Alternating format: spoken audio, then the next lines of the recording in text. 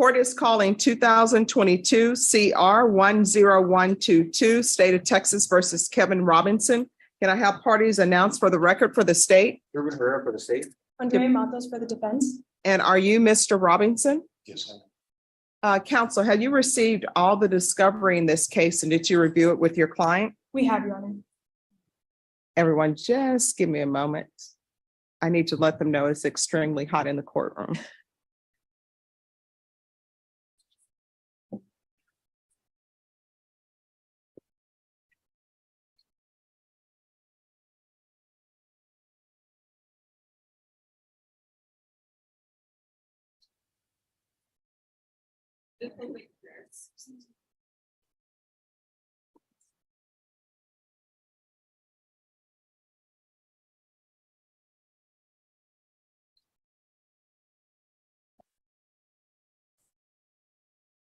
All right, the court will find that the state is in compliance with discovery. Mr. Robinson, I'm showing you what's entitled Application for Deferred Adjudication or Community Supervision. Did you review that with your attorney? Did you understand it? And did you sign it? Yes, sure. Next, I'm showing you what's entitled Court Admonishments and Defendants Waivers and Affidavit of Admonitions. Did you review that document with your attorney? Did you understand it? Did you sign it in all the appropriate places? Yes, I did, Your Honor. And just one moment.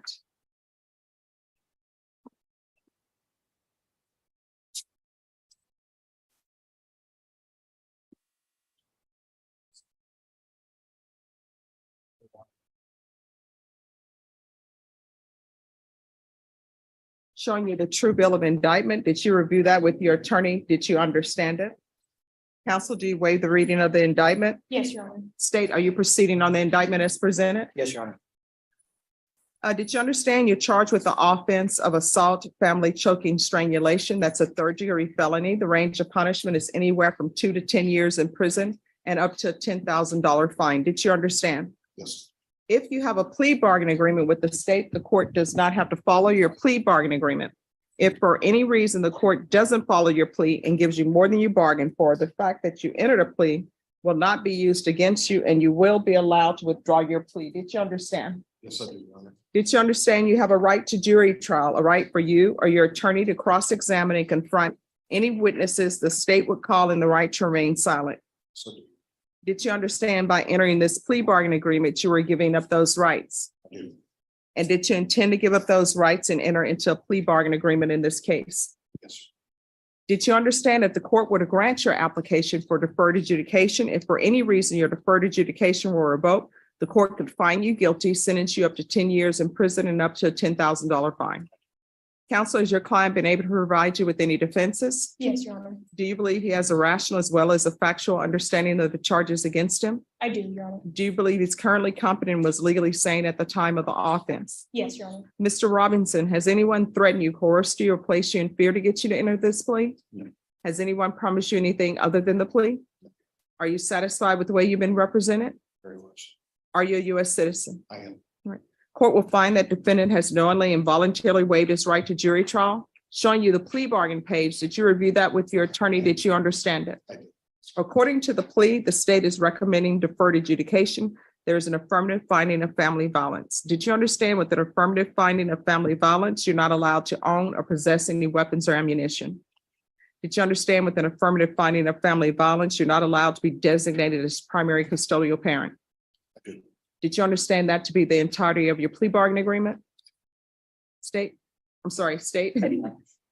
Defense. Yes, Your Honor. I'm keeping you on your I toes. know. All right, I'm showing you the paragraph entitled Waiver of Appeal paragraph.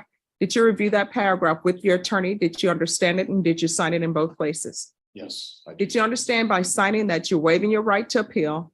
The only items that can be appealed are written pretrial motions that have been filed, heard, and ruled upon by the court. Did you understand? Counsel, have there been any such motions? No, Your Honor. Next, I'm showing you outside the plea bargain agreement. State is requesting that your deferred adjudication be for a term of 5 years. There be no contact with Belinda Robinson and the Batterers Intervention Prevention Program. Did you understand those are recommendations from the state and the court does not have to follow those recommendations? Then to the offenses charged, how do you plead? Guilty, not guilty, or no contest? State any evidence. State offer states exhibit 1 in all those documents. No objections, Your Honor. All right, you may continue to confirm. Showing you what's entitled waivering consent to stipulation of testimony and stipulations. Did you review that document with your attorney? Did you understand it? Did you sign it in all the appropriate places? Again, did you understand you have a right to jury trial, a right for you or your attorney to cross-examine and confront any witnesses the state would call and the right to remain silent? Yes, sir. Did you understand that today the state would be presenting evidence in the form of witnesses' statements and police reports? But most importantly, there'll be no live testimony. Did you understand? Yes, sir. Court will find that defendant has knowingly and voluntarily waived and consented to stipulation of testimony and stipulations. Court will accept into evidence states exhibits 1 and attachments and review the same.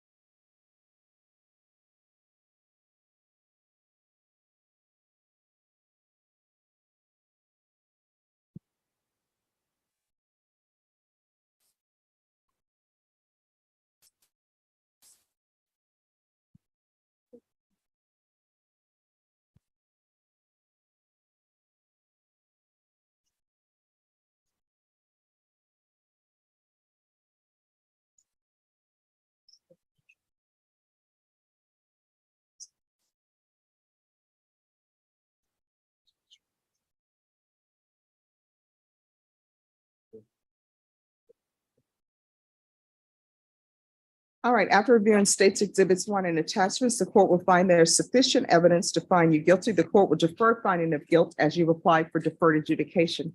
Are you proceeding with sentencing? Yes, Your Honor. Anything you wish to say on behalf of your client? Your Honor, I would just ask that you follow the plea agreement with us. The defendant has been doing therapy since this incident has occurred and has been taking AA and A classes once a week since this incident. All right, do you have any children? Grown children, Your Honor. All right, Yes. do you have any grandchildren? I don't have grandchildren, not biological grandchildren. All right, so are you say biological grandchildren, are you in any of these grandchildren's lives? So I have a girlfriend that has grandchildren, so spend some time with them, but not any of my own biological grandchildren. All right, and are you living with this girlfriend? No, no. Okay. Do you have your own place? I do. Do you live by yourself? I have a roommate. Okay. And so I see this started over allegations of infidelity. It did, Your Honor. Well, you know my rules. I do. I've listened to it and I removed from that toxic relationship. I removed myself out of it. I've done good to get my own therapy and stay absent from Belinda. And so it's made a difference in my life already. All right, because you know, my feeling is that when you're in a relationship, if you think somebody is being unfaithful, you have two choices. One, you either accept it and forgive, or you say, I'm not going to forgive this, and you leave. And we tried that and the acceptance and forgiveness part was not doable. So the next part was the obvious. Okay. All right, this is what the court will do. The court will sentence you to 5 years deferred adjudication. Do you and Miss Robinson have any property together or anything of that nature? No, in fact, our divorce was finalized yesterday, ironic as it is. Okay. No contact with Belinda. I see you have cut ties. Sometimes that's hard to do. You It's very know, hard. the heartstrings still tug, but you know, you just go through each day. I've So- sat in your courtroom long enough to know, and I've listened to your rulings and your advice. I was doing it while you were talking about it. So. Okay, but do you have an orchid? I do. Oh, wow. Is it surviving? Actually, it's not. So I don't know the secret to it, but I'm Okay. told that there is a secret. Yeah. Oh, yeah. Well, we're Actually, working. two of them, a purple and a white one, but neither one of them are. Okay, this is ironic. I have a purple and a white orchid in the back.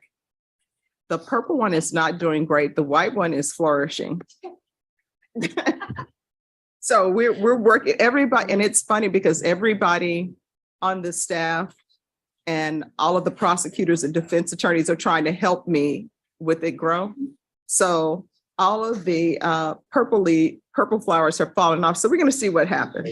They are different genesis, so I don't know if that has anything to do with it or not, or location, lighting, you never know. Okay. They're different species. All right, so there'll be no contact with Belinda Robinson. There's an affirmative finding of family violence. The BIPP course. There's to be regular UAs, or either you can do the patch. The patch costs more, but with the patch, you just put it on and, well, they'll put it on. And then when it's time for it to be removed, you just go in. But with UAs, you have to go down on a regular basis. Proof of employment within 30 days. There's to be no employment as a home health care provider with minors. Do one field visit. And if everything is okay, then you can discontinue it or spot check once in a while.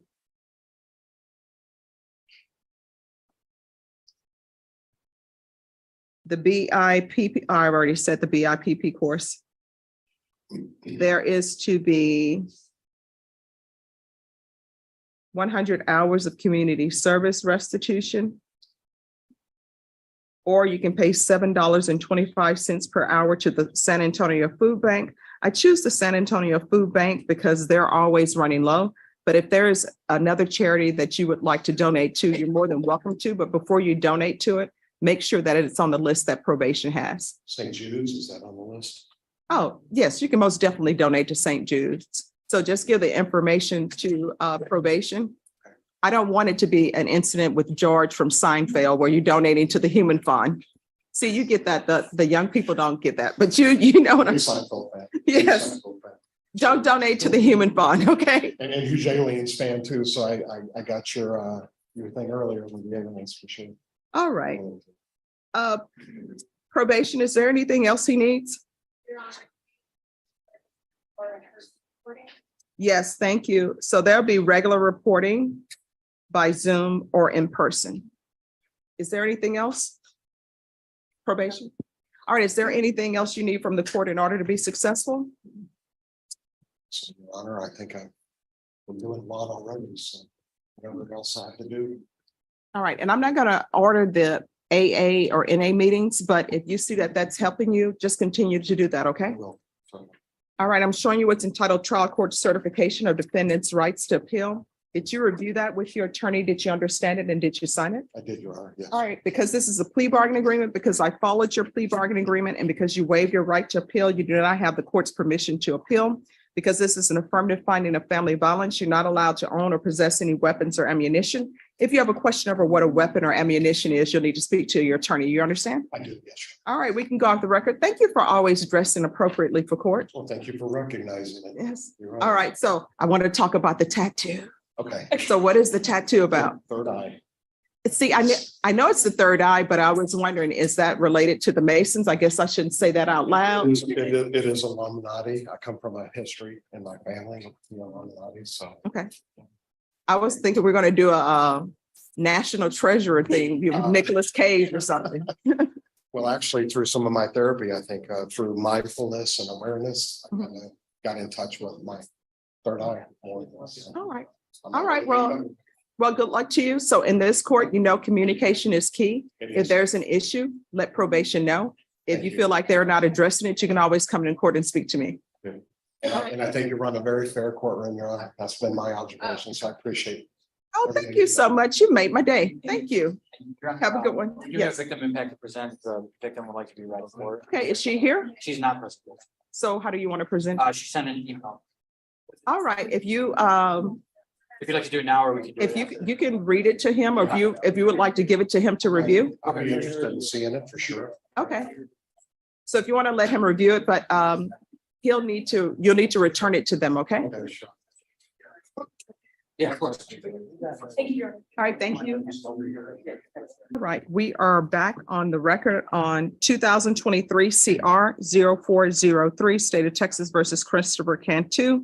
Mr. Cantu, I've shown you the true bill of indictment. You stated to the court that you reviewed that with your attorney. Counsel, you stated that you have no objection to the waiving of the reading. That's correct, Judge. State, Are you proceeding on the indictment as presented? No, Your Honor, the state's making a written motion to amend the indictment for assault family second. Any objection? No, Judge. Oh, yes. All right, Mr. Cantu, you understand that the state is making a substantive change to the indictment? Do you understand? Yes, ma'am. And do you understand that your attorney has the right for 10 days to prepare for trial once a change has been made? All right, knowing that, do you still, sorry, that's okay. Knowing that, do you still wish to proceed? Yes, ma'am. All right. And counsel, are you waiving your 10 days? Yes, Judge.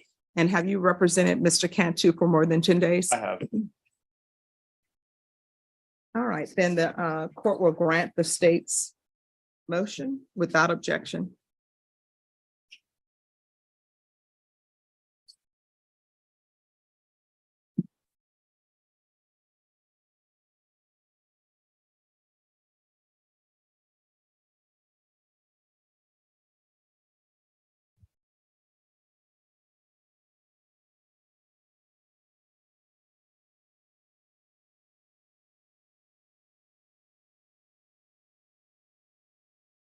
All right, Mr. Cantu, I'm showing you what's entitled Court Admonishments and Defendants Waivers and Affidavit of Admonitions. Did you review that with your attorney?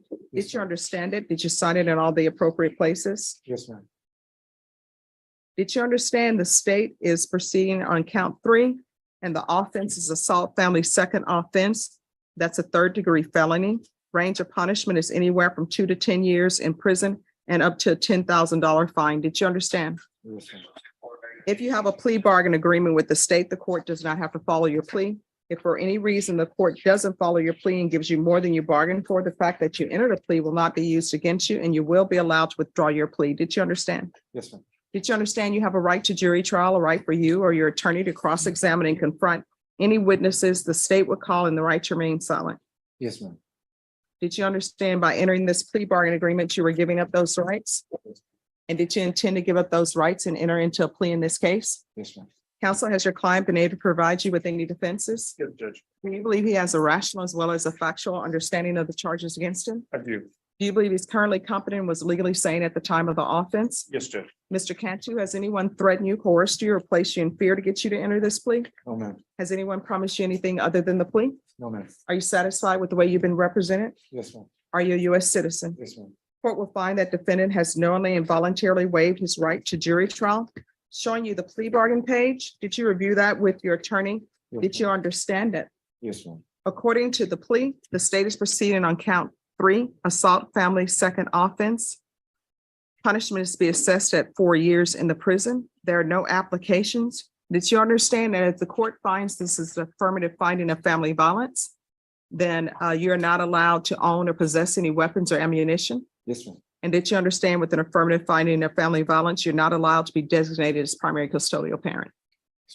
Did you understand the plea bargain agreement? Yes, ma'am. Did you understand that to be the plea? Yes, ma'am. Defense? Is that the Yes, plea? Judge. State? Yes, Your Honor. Showing you the waiver of appeal paragraph. Did you review that paragraph with your attorney? Did you understand it? And did you sign it in both places? Yes, ma'am. Did you understand by signing that you're waiving your right to appeal?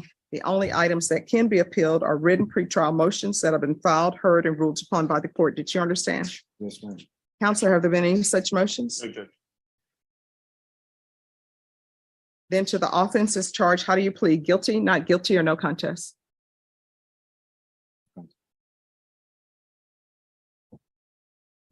Can I have parties approach? Yes.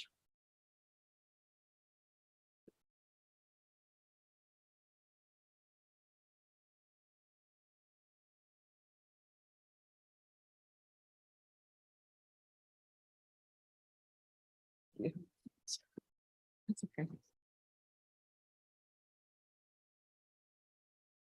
All right, and I'll just attach this.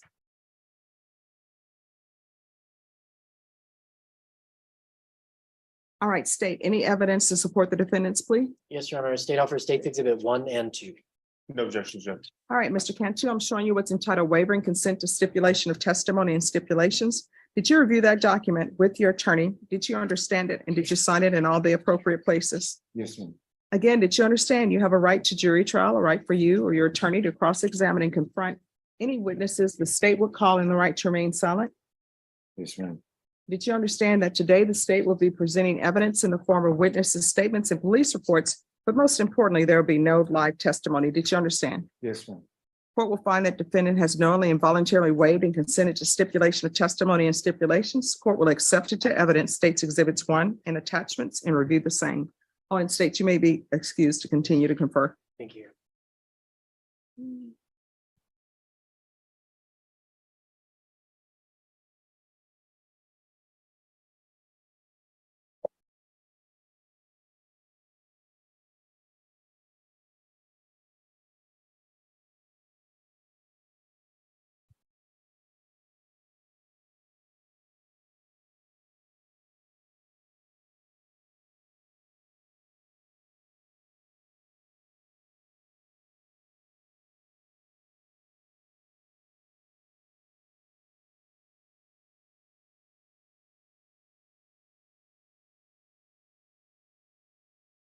All right, after reviewing states exhibits 1 and attachments, the court will find there is sufficient evidence to find you guilty, and the court will find you guilty.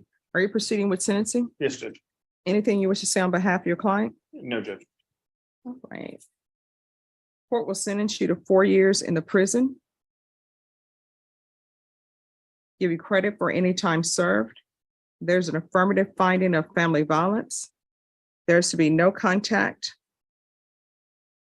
with Teresa Marie Cantu.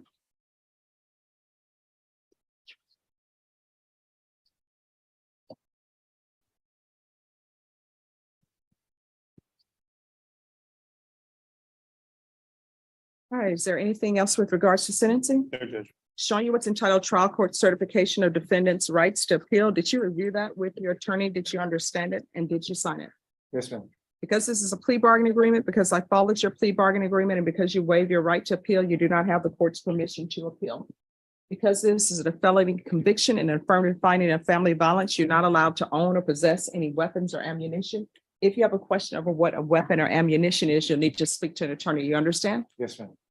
All right, good luck to you. We can go off the record. Here's the thing. How old are you? I am 46. You're getting close to that age where you're in the twilight of your life. I can say that because I'm in the twilight of my life. You're gonna have to change your ways. Otherwise, you're gonna be the grandfather at the prison. When people want to know how things are going, they're gonna say, ask the oldest person here, and it's gonna be you. Don't be that person. You understand? Yes, ma'am. And when you're staying with your daughter, you can't invite other people over. You understand? All right, good luck to you. Thank you, Judge. 2022 CR 11923C. Can I have parties re-announced, please? Daniel Escobar for the state. Matthew Allen for the defense. All right, and are you Mr. Mendoza Perez? Yes, Your Honor. All right, the court has found that the state is in compliance with discovery. The defendant filed an application for deferred adjudication. I'm going to show you what's entitled True Bill of Indictment. Did you review that with your attorney? Did you understand it? Yes, Your Honor. Counsel, do you waive the reading of the indictment? Yes, Your Honor. State, are you proceeding on the indictment as presented? Judge, we're proceeding on count 1 and waiving count 2. Any objection? No objections, Your Honor. All right, I'm going to show you what's entitled Court Admonishments and Defendants Waivers and Affidavit of Admonitions. Did you review that document with your attorney? Did you understand it? Did you sign it in all the appropriate places? Yes, Your Honor. Did you understand you're charged with aggravated kidnapping? That's a first-degree felony. The range of punishment is anywhere from 5 to 9 years in prison and up to a $10,000 fine. Did you understand? Yes, Your Honor. If you have a plea bargaining agreement with the state, the court does not have to follow your plea.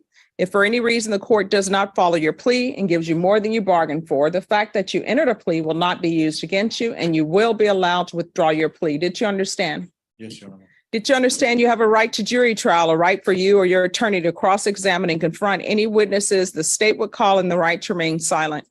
Yes, Your Honor. Did you understand by entering this plea bargaining agreement, you were giving up those rights? Yes, Your Honor. And did you intend to give up those rights and enter into a plea in this case? Did you understand that the court were to grant your application for deferred adjudication, if for any reason your deferred adjudication were revoked, the court could find you, oh, you guys are both moving at the same time. Court could find you guilty and sentence you up to life in prison and up to a $10,000 fine? Yes, Your Honor. Counsel, has your client been able to provide you with any defenses? Yes, Your Honor. Do you believe he has a rational as well as a factual understanding of the charges against him? Yes, Your Honor. Do you believe he's currently competent and was legally sane at the time of the offense? Yes, Your Honor. Mr. Pettis, has anyone threatened you, coerced you, or placed you in fear to get you to enter this plea? No, Your Honor. Has anyone promised you anything other than the plea? No, Your Honor. Are you satisfied with the way you've been represented? Are you a U.S. citizen? Yes. Court will find that defendant has knowingly and voluntarily waived his right to jury trial, showing you the plea bargain page. Did you review that page with your attorney? Did you understand it? Yes, Your Honor. According to the plea, the state is proceeding on count one. There's a $1,500 fine. They recommend deferred adjudication. They're taking in consideration grand jury number 785512, JN number 2096684. And you are to admit that you acted in concert or together with Angel Anthony Rivera, Pedro Jesus Alonso, and Gilbert Gonzalez Jr. Did you understand that to be the plea? Yes, Your Honor. Defense? Yes, Your Honor. State? Yes, Your Honor. Showing you the paragraph entitled waiver of appeal paragraph. Did you review that with your attorney? Did you understand it? Did you sign it in both places? Yes, Your Honor. Did you understand by signing that you're waiving your right to appeal? The only items that can be appealed are written pretrial motions that have been filed, heard, and ruled upon by the court. Did you understand? Yes, Your Honor. Counsel, have there been any such motions? No, Your Honor. Outside the plea bargaining agreement, the state is recommending that your deferred adjudication be for a term of 8 years. Did you understand that's what recommendation from the state, and the court does not have to follow that recommendation? Yes, Your Honor. Then to count one, how do you plead? Guilty, not guilty, or no contest? State any evidence? State offers states exhibit 1 in all attachments. No objections. All right. And state, is the complainant aware of this agreement? Judge, we've made attempts to reach out to the complainant, but so far I believe they've been unsuccessful. All right, thank you. All right, state, you may be excused. Showing you what's entitled waiving consent to stipulation of testimony and stipulations. Did you review that document with your attorney? Did you understand it? Did you sign it in all the appropriate places? Yes, Your Honor. Again, did you understand you have a right to a jury trial, a right for you or your attorney to cross-examine and confront any witnesses the state would call, and the right to remain silent? Yes, Your Honor. Did you understand that today the state will be presenting evidence in the form of witnesses' statements and police reports, but most importantly, there will be no live testimony? Did you understand? Yes, Your Honor. Court will find that defendant has knowingly and voluntarily waived and consented to stipulation of testimony and stipulations. Court will accept into evidence states exhibits 1 and attachments and review the same.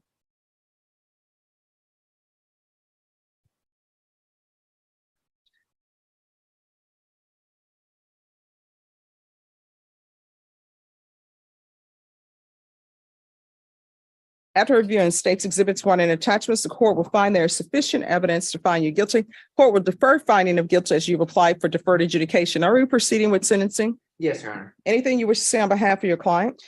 Just that his family is here to support him inside the courtroom and outside. He does have a young child, but also his pastor is here. Since he's been released on bond, I think he's completed about 150 to 200 hours of schooling to be a barber.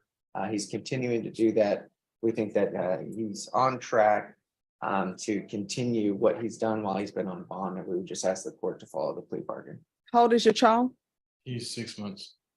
How would you feel if somebody were to take your 6-month-old child and the mother of your child, and maybe who's out here outside for you? My mom Your mom? Who else is here supporting you? and my pastor. And your pastor. How would you feel if somebody were to take your 6-month-old, the mother of the 6-month-old, and your mom, take them because they're here illegally, and hide them from place to place because they're trying to get here to have a better life for themselves and take care of their family, and demand $800 from them? How would you feel about that? I'm sorry, what? I wouldn't like it. Yeah, and that's what you did. And now you have this criminal charge, and now you have a 6-month-old who has a father who has done something horrible, who has a criminal case now. I'm going to tell you what I tell all people, and I don't know why people don't understand that. You cannot build your happiness off somebody else's misery. And that's what you were doing by demanding $800 from these people who probably have no money. You understand? And if you're drug tested today, what are the results going to be? You're getting drug tested today. What is it going to come back for? I'll be clean. All right, have you used anything? No. All right, we're gonna do a drug test today. It's gonna be a $1,500 fine probated. Take in consideration grand jury number 785512. JN number 2096684. You to admit that you acted in concert with Angel, Anthony Rivera, Pedro Jesus Alonso, Gilbert Gonzalez Jr. 8 years deferred adjudication. Probation, is there? Probation's not here. Oh, I can't see you with my glasses off. All right, is there any community service hours that he can do where he's passing out food or something to people who are in need so he can learn that you can't be building your happiness off somebody else's misery? All right, it's gonna be 200 hours community service restitution, and I'm not waiving that. You gotta do parenting classes with parenting raindrops to rainbows.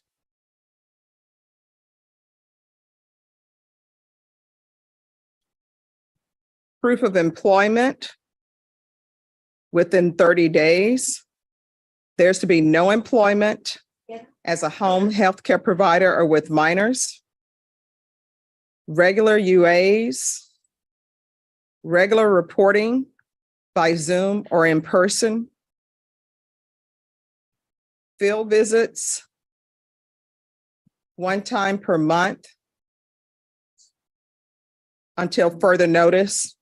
And probation, when probation feels that they don't need to do field visits anymore, just send me a form and I'll review it. There's to be, oh, did you take $800 for them? Did anybody ever get their $800 that they were demanding? No. If I could, I would just make you pay $800 to somebody. There's to be no contact with the complainant in this case, Benito Lopez. Probation, is there anything else he needs? Is there anything else you need from the court to be successful? No, Your Honor.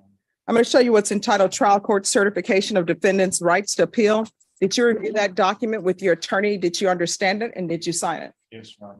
All right, because this is a plea bargaining agreement, because I followed your plea bargaining agreement, and because you waive your right to appeal, you do not have the court's permission to appeal. Do you understand? Yes, Your Honor.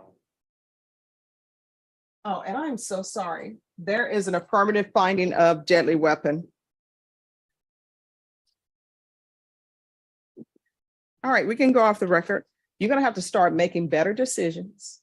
And from here on out, anything that you do in this case, you're going to have to ask yourself, is this a decision that could potentially result in me going to prison for life? If the answer is yes, don't do it. If the answer is maybe, don't do it. And because you have a 6-month-old, you want that 6-month-old to be proud to tell everybody, that's my dad. You understand? So from here on out, everything that you do, you should be trying to make your 6-month-old proud that he's lucky enough to have you as a father. You understand? Yes, Your Honor. All right, good luck to you. Thank you. Who's here? Court is calling 2023 CR 3223, State of Texas versus Renee Ortiz. Can our parties announce for the record for the state? Defense, Stephen Harkowitz for Mr. Ortiz. are you Mr. Ortiz? Yes, Your Honor. All right, counsel, you received all the discovery. Did you review it with your client? Yes, Your Honor. Court will find that the state is in compliance with discovery. Mr. Ortiz, I'm showing you what's entitled Application for Deferred Adjudication or Community Supervision. Did you review that with your attorney? Did you understand it? And did you sign it? Yes, Your Honor. Showing you what's entitled True Bill of Indictment. Did you review that with your attorney? Did you understand it? Yes, Your Honor. Counsel, do you waive the reading of the indictment? Do, Your Honor. State, are you proceeding on the indictment as presented? We are, Your Honor. Mr. Ortiz, I'm showing you what's entitled Court Admonishments, the Defendant's Waivers and Affidavit of Admonitions. Did you review that with your attorney? Did you understand it? Did you sign it in all the appropriate places? Yes, Your Honor. Did you understand, you're charged with the offense of harassment of a public servant? That's a third-degree felony. The range of punishment is anywhere from 2 to 10 years in prison and up to a $10,000 fine. Yes, Your Honor. If you have a plea bargain agreement with the state, the court does not have to follow your plea. If for any reason the court does not follow your plea and gives you more than you bargained for, the fact that you entered a plea will not be used against you and you will be allowed to withdraw your plea. Did you understand? Yes, Your Honor. Did you understand you have a right to jury trial, a right for you or your attorney to cross-examine and confront any witnesses the state will call, and the right to remain silent? Yes, Your Honor. Did you understand by entering this plea bargain agreement, you were giving up those rights? Yes, Your Honor. And did you intend to give up those rights and enter into a plea in this case? Yes, Your Honor. Did you understand that the court would grant your application for deferred adjudication if for any reason your deferred adjudication were revoked? The court could find you guilty and sentence you up to 10 years in prison and up to $10,000 fine. Did you understand? Yes, ma'am. Counsel, has your client been able to provide you with any defenses? Yes, Your Honor. Do you believe he has a rational as well as a factual understanding of the charges against him? He does, Your Honor. Do you believe he's currently competent and was legally sane at the time of the offense? I do, Your Honor. Mr. Ortiz, has anyone threatened you, coerced you, or placed you in fear to get you to enter this plea? No, Your Honor. Has anyone promised you anything other than the plea? No, Your Honor. Are you satisfied with the way you've been represented? Yes, Your Honor. Are you a U.S. citizen? Yes, Your Honor. Court will find that defendant has knowingly and voluntarily waived his right to jury trial. Showing you the plea bargain page. Did you review that with your attorney? Did you understand it? Yes, Your Honor. According to the plea, there's a $1,500 fine. State recommends deferred adjudication. They will take in consideration the following cause numbers, and there's to be restitution in the, if any, in the following cause numbers: 706373, 688 366, 688 367, 688 368. Did you understand that to be the plea? Yes, Your Honor. Defense? Yes, Your Honor. State? It is, Your Honor. Showing you the paragraph entitled waiver of appeal paragraph. Did you review that paragraph with your attorney? Did you understand it? Did you sign it in both places? Yes, Your Honor. Did you understand by signing that you're waiving your right to appeal? The only items that can be appealed are written pretrial motions that have been filed, heard, and ruled upon by the court. Did you understand? Yes, Your Honor. Counsel, are there any such motions? No, Your Honor. Next, I'm showing you outside the plea bargain agreement. There's to be community supervision. The state is recommending 5 years, TAP evaluation, 100 hours of community service restitution, no contact with Taco Cabana, HEB, Bank of America, Whataburger. Yes, Your Honor.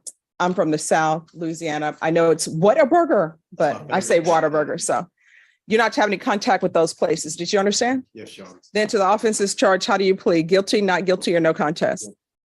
State any evidence? Yes, Your Honor. State exhibit number 1 was office attachments. Any objections? No objections, Your Honor. All right, state, you may be excused. Showing you what's entitled waiver and consent to stipulation of testimony and stipulations. Did you review that document with your attorney? Did you understand it? Did you sign it in all the appropriate places? Yes, Your Honor. Again, did you understand you have a right to jury trial, a right for you or your attorney to cross-examine and confront any witnesses the state would call, and the right to remain silent? Yes, Your Honor. Did you understand that today the state will be presenting evidence in the form of witnesses' statements and police reports, but most importantly, there will be no live testimony? Did you understand? Yes. Court will find that the defendant has knowingly and voluntarily waived and consented to stipulation of testimony and stipulations. Court will accept into evidence states exhibits 1 and attachments. Court has reviewed the same. Court will find there's sufficient evidence to find you guilty. The court will defer finding of guilt as you apply for deferred adjudication. Are you proceeding with sentencing? I would waive the, yes, sir. Any- Your Honor. Anything you wish to say on behalf of your client? I'd ask the court to follow the agreement. I would, however, with regard to the fine, ask the court to consider probating the fine. Mr. Ortiz does receive about $1,000 a month SSI, and I'd ask the court to consider, since he needs to make restitution in those misdemeanor cases, that he could focus on doing the restitution as opposed to a fine, given his financial situation.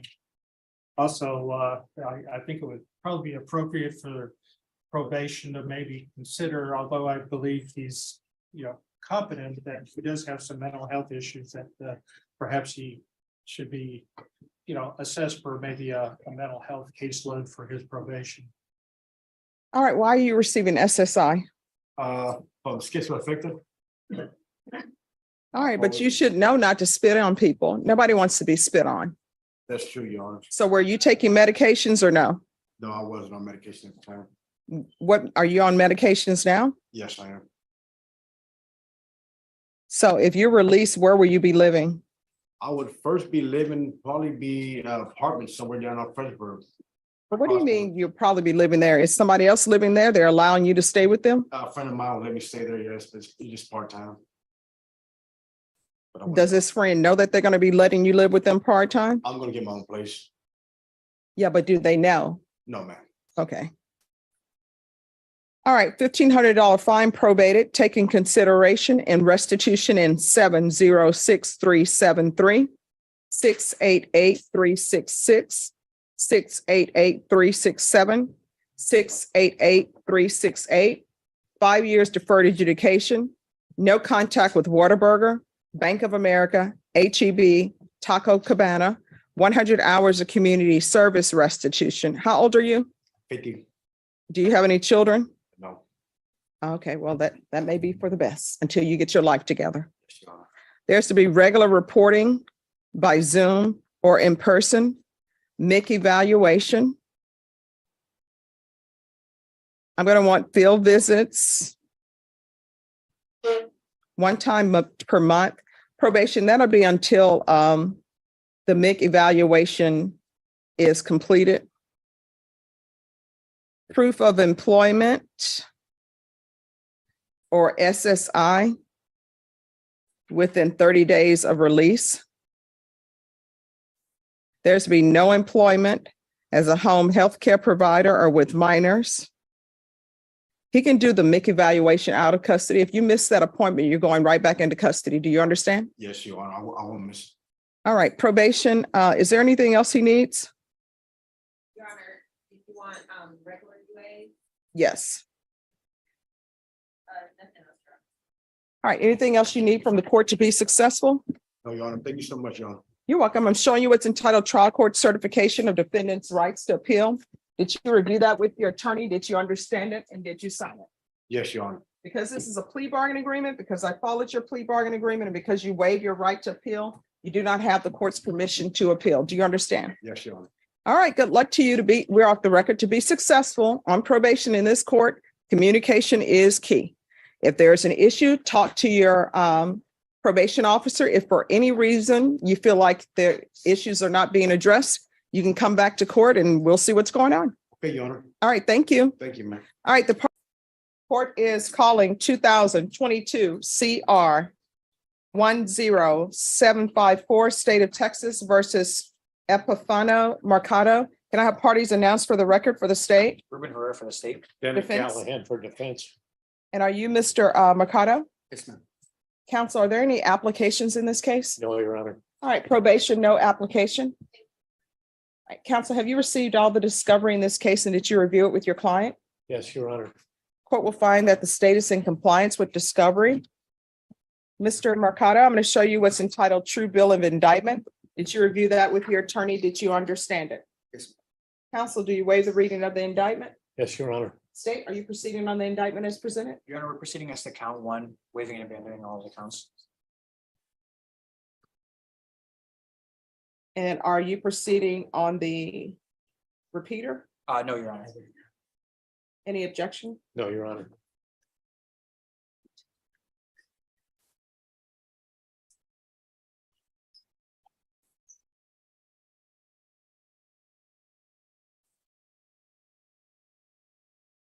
Mr. Mercado, I'm showing you what's entitled Court Admonishments and Defendants Waivers and Affidavit of Admonitions. Did you review this document with your attorney? Did you understand it? Did you sign it in all the appropriate places? Yes, ma'am. You're charged with the offense of assault, family choking, strangulation second. That's a second-degree felony. The range of punishment is anywhere from 2 to 20 years in prison and up to $10,000 fine. Did you understand? Yes, ma'am. If you have a plea bargain agreement with the state, the court does not have to follow your plea. If for any reason the court doesn't follow your plea and gives you more than you bargained for, the fact that you entered a plea will not be used against you and you will be allowed to withdraw your plea. Did you understand? Yes, ma'am. Did you understand you have a right to jury trial, a right for you or your attorney to cross-examine and confront any witnesses the state would call in the right to remain silent? Yes, ma'am.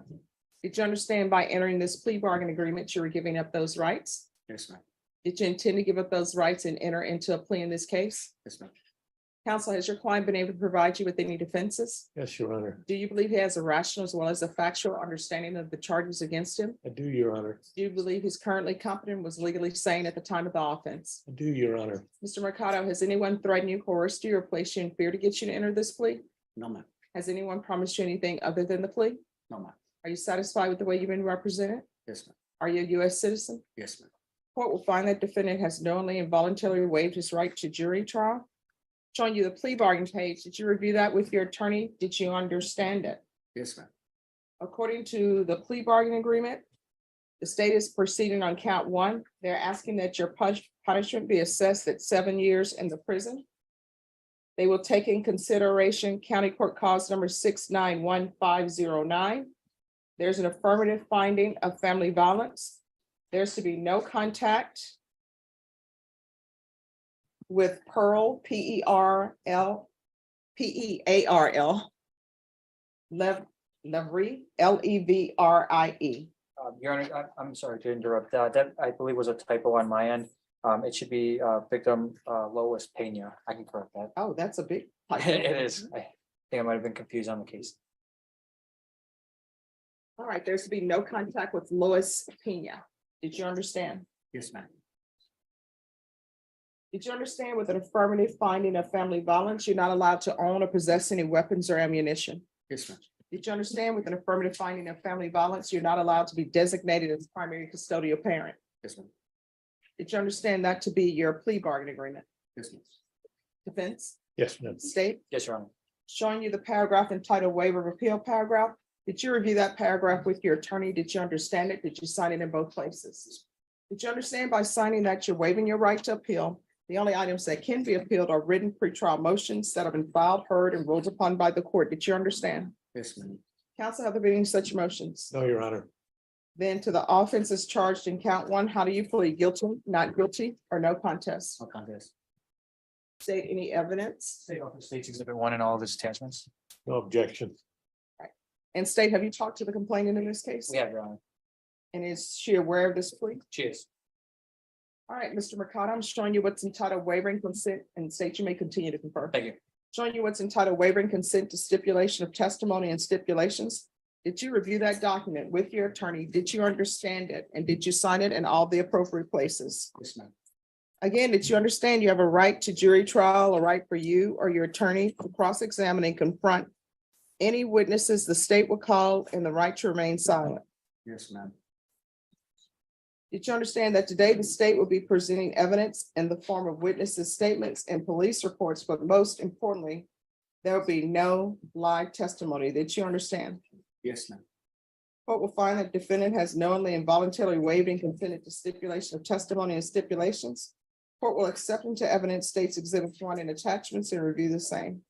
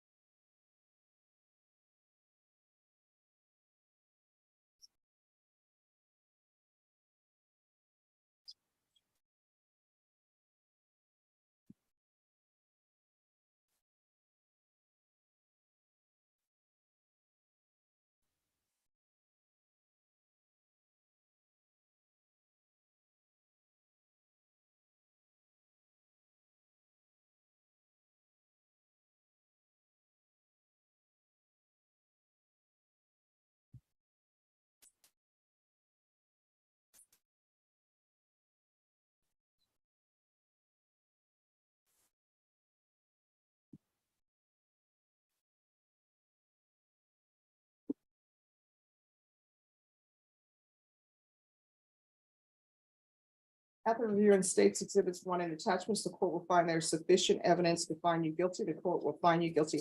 Are you proceeding with sentencing? Yes, Your Honor. All right, Mr. Mercado, why should I accept this plea? It seems that you have anger issues. I'm not gonna lie, man. Sometimes I do, but I'm learning to control it. All right, you're not doing a good job. And who is the name you have tattooed with the bunny rabbit? What is that all about? Where am I? On your neck? Who is that on your neck tattoo? This? Yeah. That's my baby mama. You mean the mother of your child? Yes, ma'am. All right, do you have your child's name tattooed on your body? Yes, ma'am. And who else name do you have tattooed on your body? Mom, All right, my son. yes. And are you still with the mother of your child? Really, if you're gonna do name tattoos on your body, probably the only safe bet are children and mothers. Although I'm reading in the police report where your mother kicked you out of your home. Well, her house. That's yes. Yes, Is ma'am. that true? Yes, So ma'am. you ended up at the complainant's house and you all had only been dating for a month. I don't know why she would move you into her house and you all only been dating for a month.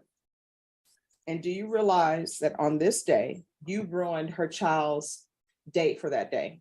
Because she took her phone to the mother. That's what it says in here. And then you wanted to scroll through the call list to see if she was cheating. Ma'am, none of that happened like that, ma'am.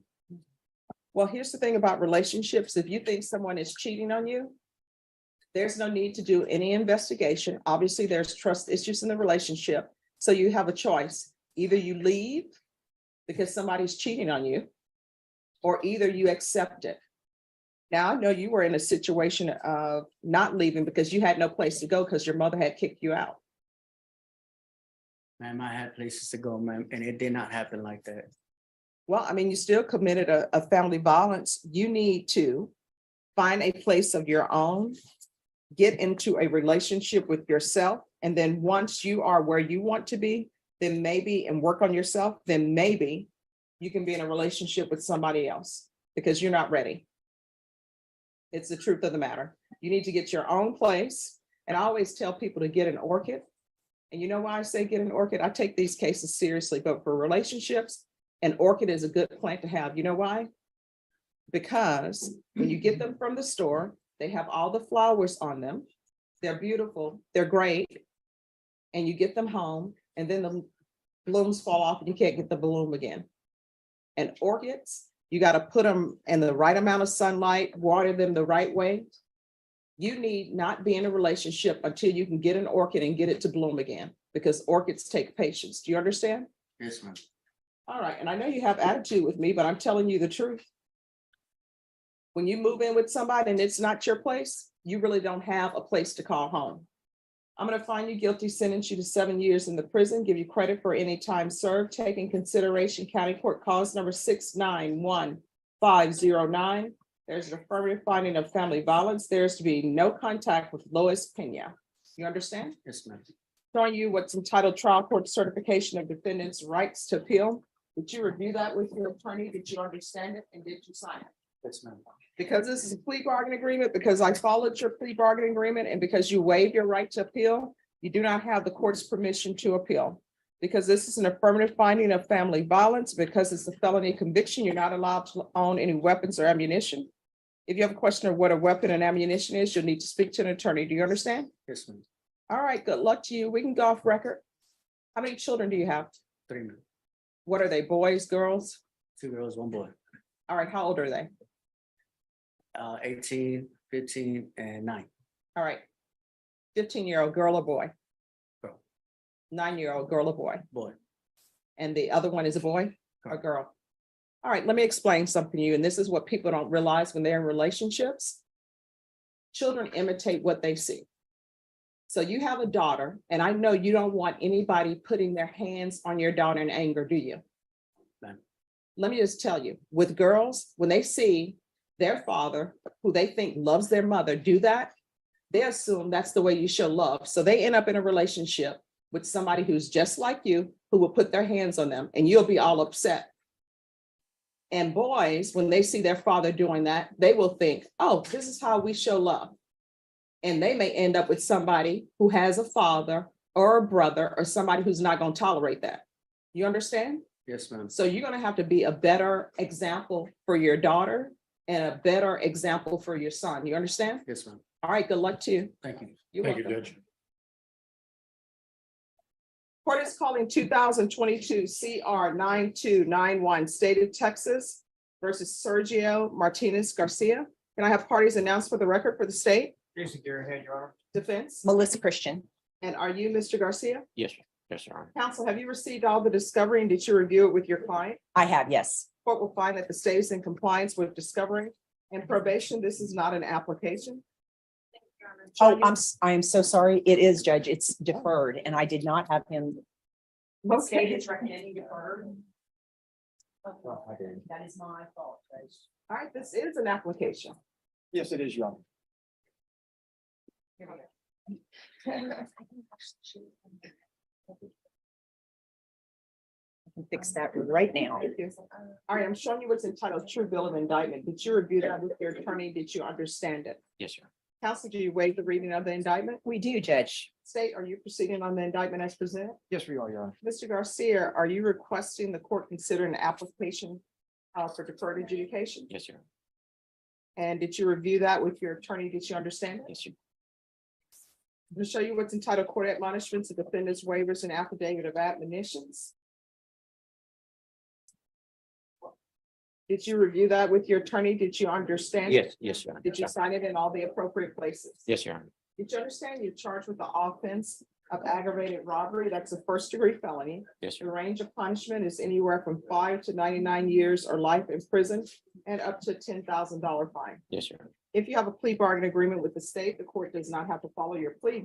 If for any reason the court does not follow your plea and gives you more than you bargained for, the fact that you entered a plea will not be used against you and you will be allowed to withdraw your plea. Did you understand? Yes, sir. Did you understand you have a right to jury trial, a right for you or your attorney to cross-examine and confront any witnesses the state would call in the right to remain silent?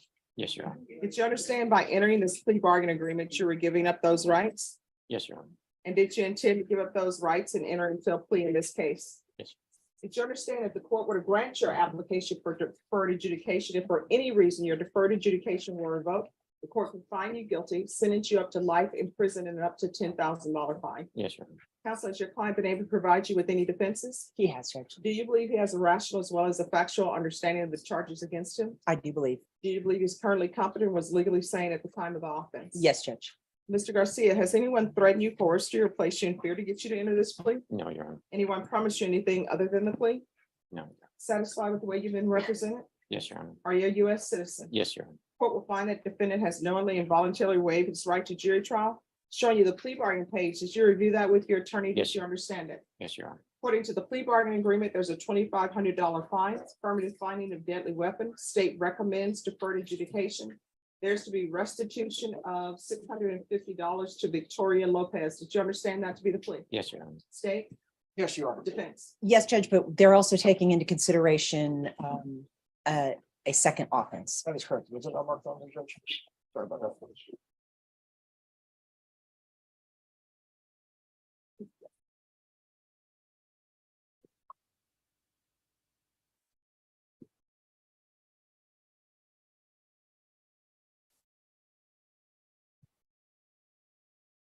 Yes. Taking consideration, dismiss the case.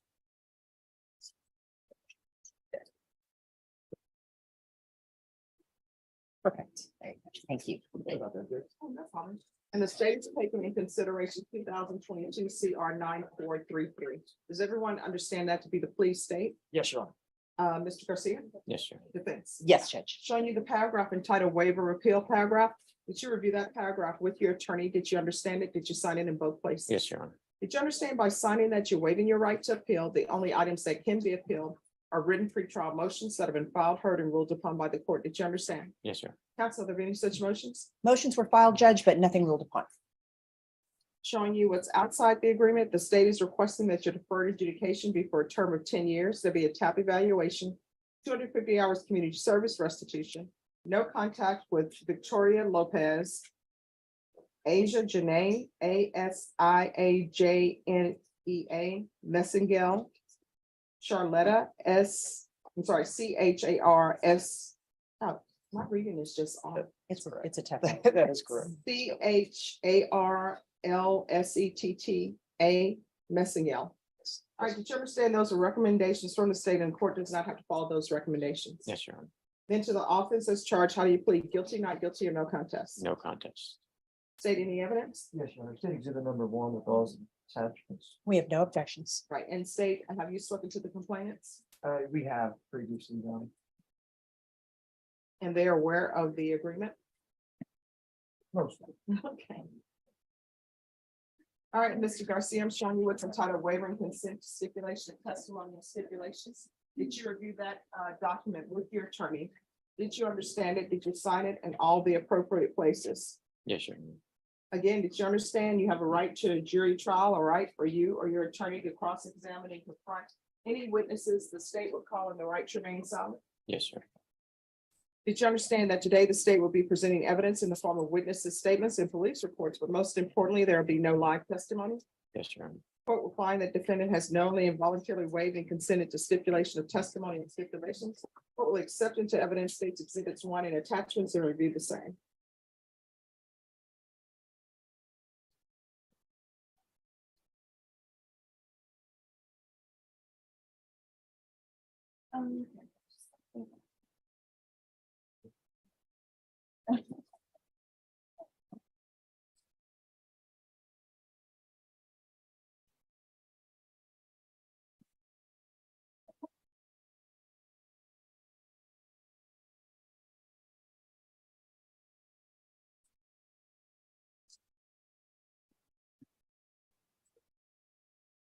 No.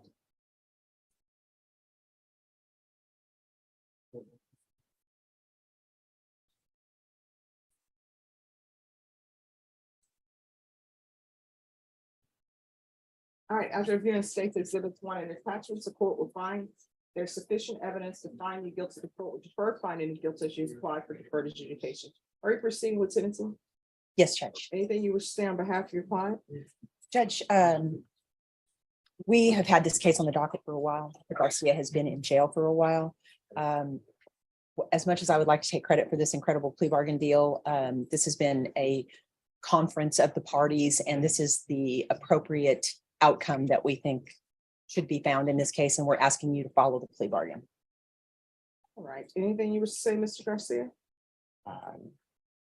No, Your Honor, just hope you accept the plea bargain. How old are you? I am 45. Do you have any children? Yes, Your Honor. What are their ages? My daughter's graduating this year, 15. Got two 23-year-olds and 13-year-old. And were you employed before you were taken into custody? Yes, I was. Doing what? I was the sub-carpenter.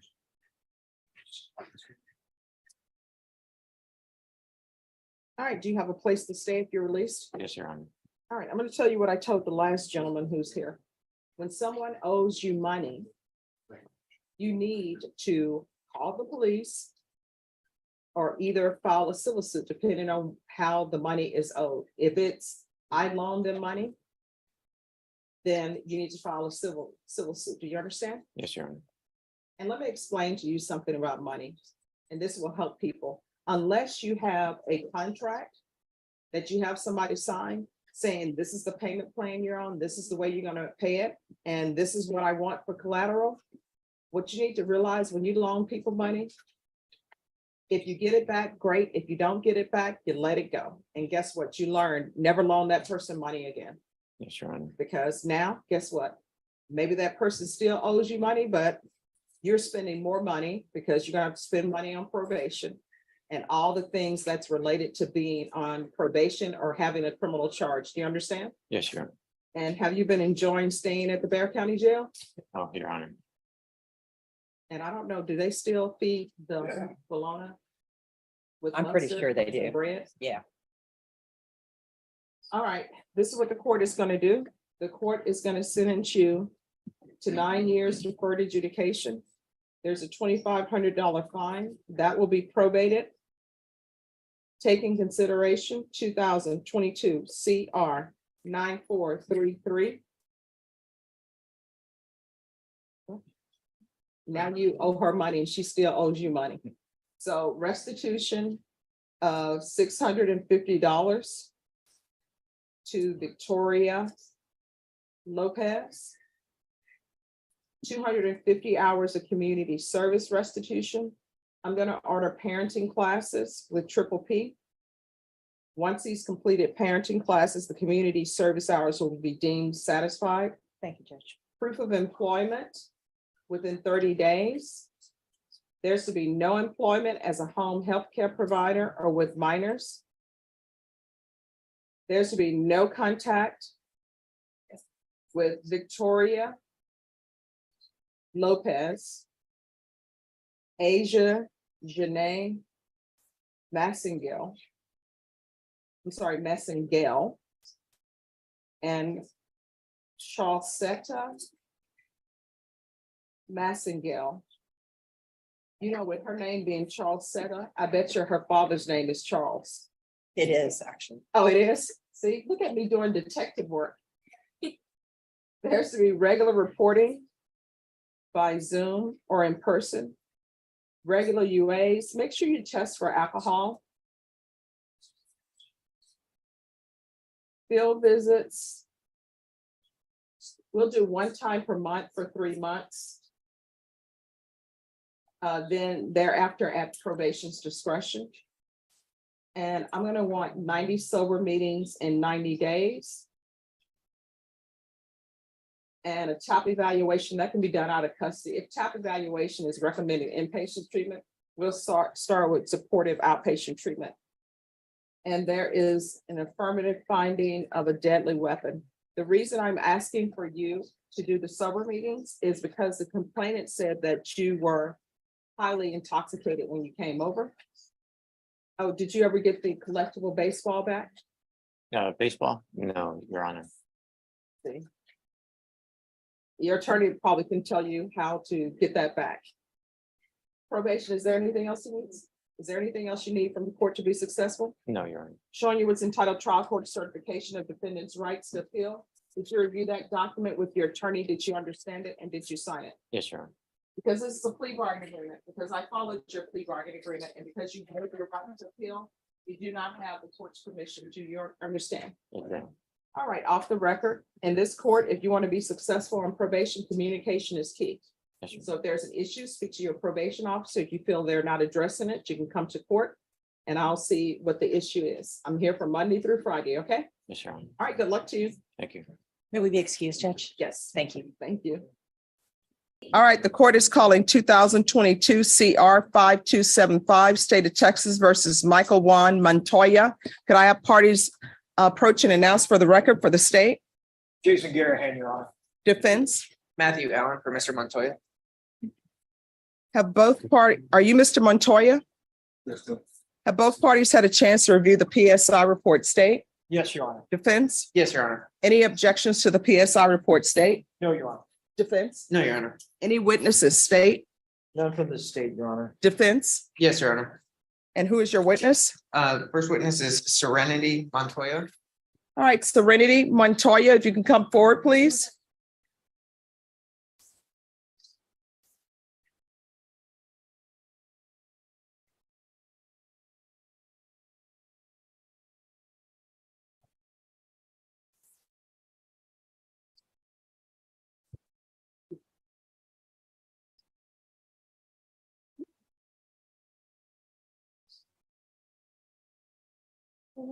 All right, can you raise your right hand?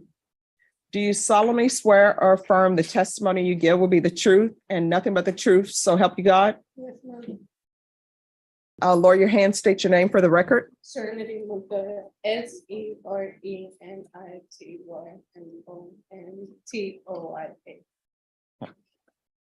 All right, I'm gonna need you to make sure you speak up so that the court reporter can hear. All right, defense?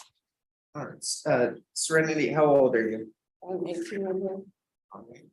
And are you working right now? Yes, sir. Where?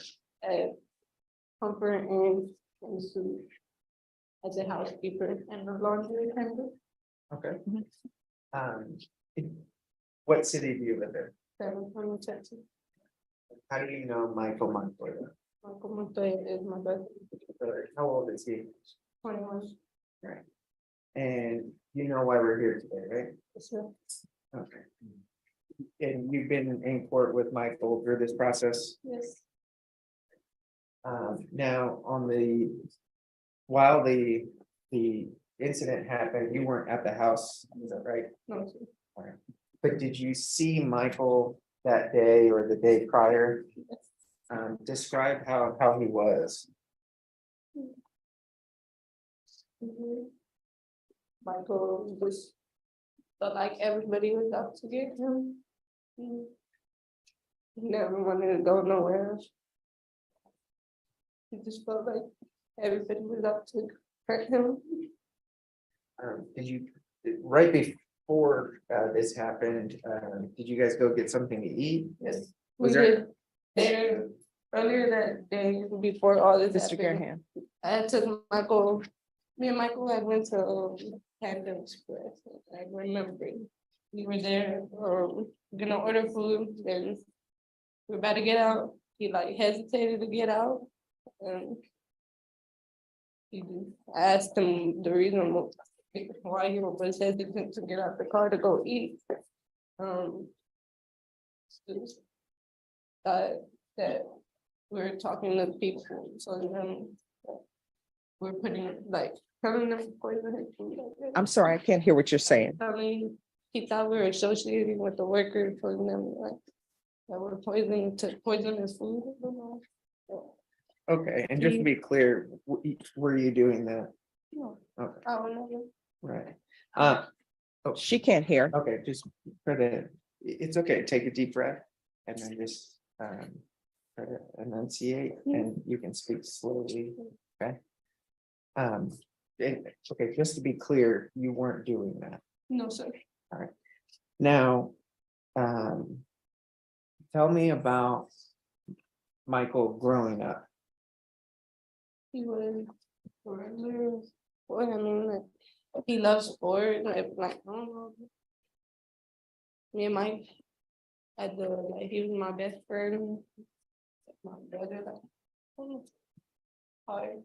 Were you, It's hard for me. It's emotionally and mentally hard for me. Like, I want to be here for my brother, but it's hard for me to be up here. I don't know, like, it takes a lot for me to do this. Like I know my brother's life is on the line. I don't know. how was he as a brother to you? An awesome brother. He was there when I needed him. And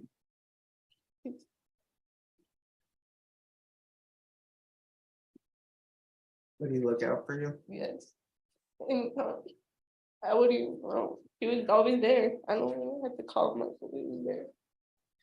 And He was, since this has happened, you become aware of some of the. Have you become aware of some of the mental health and drug issues that Michael was having? yes, Were you aware to that extent before? fully aware. But I didn't know, I was aware of some of his drug uses. But I wasn't fully aware of every single one he did. Right. Have you stayed in contact with him since he's been in jail? Has he expressed that he wants help? Yes, all the time. Every time he's always asking like, what have we like called anybody for help, or like he wants people to come talk to him. I don't know, he wants help. Truthfully, he wants help. I don't know. Then so Who do you live with right now? about myself with my boyfriend. You and your boyfriend? Once I got Mike, my own apartment. okay, once Michael is released, now that you're aware of the extent of his issues, will you be there to support him? Yes, Will you make sure that he gets therapy and takes medication? of course. And do your best to make sure that he's not using any drugs? Yes. Is there anything else that you want Judge Boyd to know before she makes a decision on Michael? No.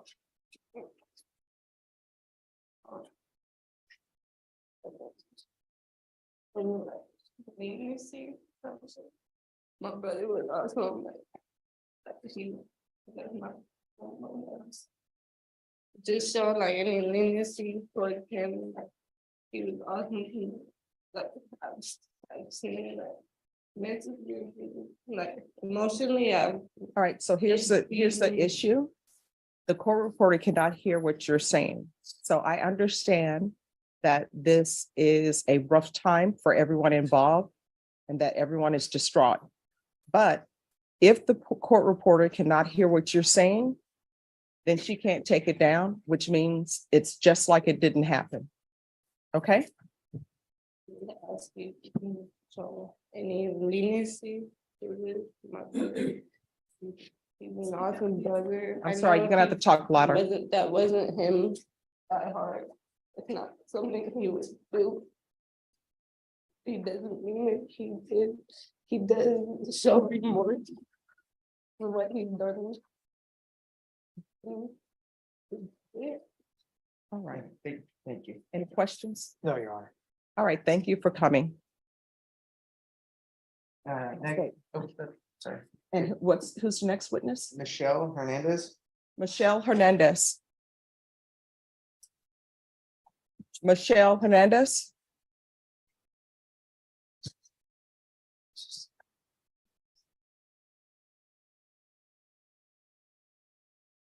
Can you raise your right hand for me? Do you solemnly swear or affirm the testimony you give will be the truth and nothing but the truth, so help you God? All right, you can lower your hand. If you'll state your name for the record and spell it, please. Michelle Hernandez, MICHELLEHERNANDEZ. All right, defense. Ms. Hernandez, how old are you? 41, And what do you do for work? contracting work with my boyfriend. Okay. All right, so I'm gonna need you to make sure you speak up so that the court reporter can hear. Yes, ma'am. Do you live here in San Antonio? Yes, sir. How do you know Michael? He's my son. Obviously, you know why we're here today. Yes. Okay. I guess around the time of this incident and when Michael was arrested, describe Michael's behavior. Very paranoid, just didn't trust anybody. He was always to himself. On that day, do you know if Michael had used drugs? Yes. If you know, what did he use? Marijuana and methamphetamine. During this time period, was there anything else that, as far as Michael's behavior, that now maybe? Just for a moment. Counsel, I can't have you all talking behind the court reporter. Sure. You need to move him down to the other end. So you all can speak, Mr. States, and you all can speak in the box, but it just needs to be on that end. You may continue, counsel. Thank you, Judge. Looking back now, that it may be red flags about his behavior. I don't. Was he, did he or someone ever call the police about people outside? There was a couple of incidents when he thought there was a few, like 10 guys, he said, to exact, were outside trying to kill him when there was no one outside. He called the cops three times in one night. And, you know, with those types of behaviors, do you know, obviously, you know, Michael was using some drugs during that time. Yes. Now, describe Michael growing up as a child. Very athletic, loving, caring, he's a hard worker. Did you have problems with him? No, none. At the home, where is Michael's biological father? I don't know. Okay. Were there any issues with his biological father at the home? Yes. Okay. There was violence with him and I. And did Michael witness some of that? Yes. Did he witness alcohol abuse? Yes. Did he witness people using drugs? Yes. And would you guys always be at the same house, or sometimes you'd have to go stay with his grandmother? Whenever his father and I would, I'd take them to my mom's. Before this, was there any traumatic events? Did he lose anyone that he was close to? His best friend. His best friend. Like 4 years, I believe, ago. And ever since then, I've seen him go a little downhill. What about anyone in your family? My brother, he was supposed to as well. How long ago was that? It was a year before that, Um, before his best friend. and have you stayed in contact with Michael since he's been in jail? Every day. Um. Is there? There anything else? Or I guess let me ask you this, you brought with you a notebook here today, is that right? Yes. Okay, and what's in the notebook? It's just pictures of Michael, a few of them that I have left over. I lost a lot of my things. And they're him growing up with other family members or friends. Did we tender it to the court? We're gonna. Now, look, through the years, I guess, is this the same Michael during that time period, even a few months prior, was that the same Michael that you knew growing up? Did you notice behavioral changes? Were you aware of his mental health and the extent of his drug abuse back then? No, Okay. Now that you are aware, you think that he needs help? yes, Has he expressed a desire to get help? yes, Has he expressed remorse about what's happened? yes. Is there anything else that you want Judge Boyd to know before making her decision? Just thanks for this one. Mr. Brown, was that again? Sorry, she No, couldn't take just it. thank you for listening to. No, Say. thank you so much for coming in. And the prosecutor may have some questions for Okay. you. I just got a few quick Yes. questions, Your Honor. One, did you know the victim in this case? Yes, How was the victim? he's a good friend. A good man? Yes. Okay. Didn't deserve what happened to him, is that correct? No, Okay. And you're not aware of your son's drug use, is that right? The extent of it, that's what. not the extent of it, no. Okay. But you used methamphetamine with him that same day. I'll Okay. move on to that next question. The fact is that your son even admits that he used on a daily basis, that he lived with you, he used marijuana, he used meth, and he used Xanax on a daily basis. I didn't know of him doing all of those. And you stated he had a good childhood. I saw the photos. And that he viewed some physical violence between you and your husband Yes, and some physical violence between you and your boyfriend. Or boyfriend, one of your boyfriends, well, okay, yeah, maybe once, maybe once, so not an extended period of time. yes, Was he ever abused in the house? no, Sexually abused in the house? no, Was he ever sexually abused by anyone? no. Abused physically by anyone? No. Abused emotionally by anyone? And I know. of, So the only time you saw the difference in his behavior is when he started using drugs on a daily basis since the day of 18 years old. No, You saw behavior before that you didn't no, mention yet. I just seen the behavior change when his best friend and my brother passed on. How old was he? I believe he was 16. 16. Mhm. So he started using alcohol back in 6th grade. You're aware of that, aren't you? No, That's what he stated. no, So you're not aware of that.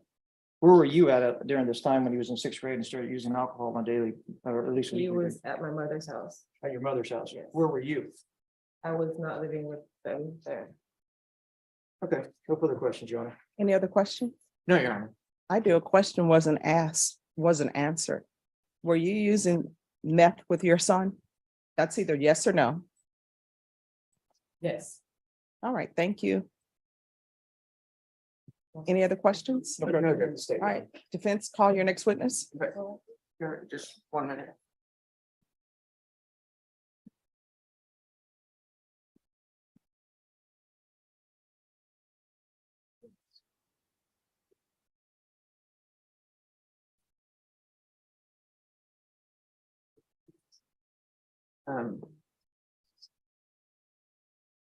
Call Edward Charles. Edward Charles.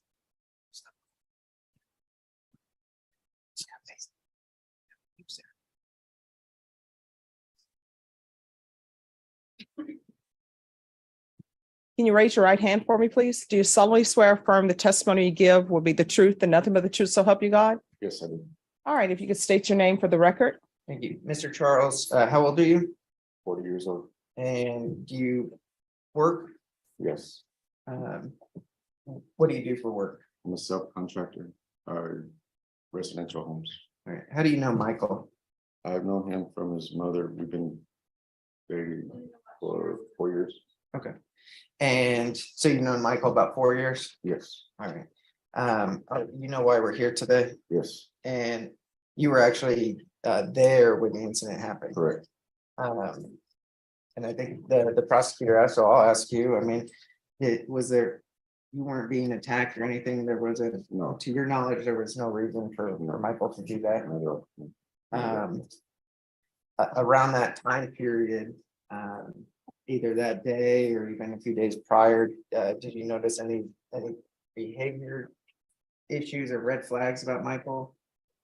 He became distant from me and his mother. He would leave with his, like they're acting weird, as if they were planning something, plotting something against him. And then whenever he would leave with them, vice versa, he would tell them about us plotting something against him. He just thought everybody was against him. He was very unsecure with everything. Even kind of expressed he thought we were tied with them to poison their food. And Was that the incident that Serenity was that was talking about? correct. Yes, sir. That was the same day. That's what I brought. Okay. I mean, when he wasn't like that though, what type of person was Michael? He was Michael. He was great. He was loving, caring, asking everybody for help, or if they need help, asking me. He went on several jobs, at least over 10 jobs with me working. So the Michael that day where the incident happened, was that the Michael that you had seen, or did that shock you? That's not, Michael wasn't himself that day. That day, he wanted to leave that day, and I talked to him into staying. I'd give him a schedule throughout the following week, and we got back to work. And we were real bonded that day. He always distanced himself from me, as if I was against him or if I didn't like him. And then I'll talk to him, and then he'll realize, like, I'm here for him. I'm here for the family. I love Michael. He's like my child. Is there anything else that you want Judge Boyd to know about Michael before she makes a decision? That day, Michael wasn't himself. I hear him on the phone now, and that's Michael. Very kind-hearted and always looking out for others. And that day when it happened, he made a comment to me saying, "You didn't tell me to do it. You didn't." And from that moment, like, I was upset with him, thinking that what would make you think I would tell anything like that? That's with my friend.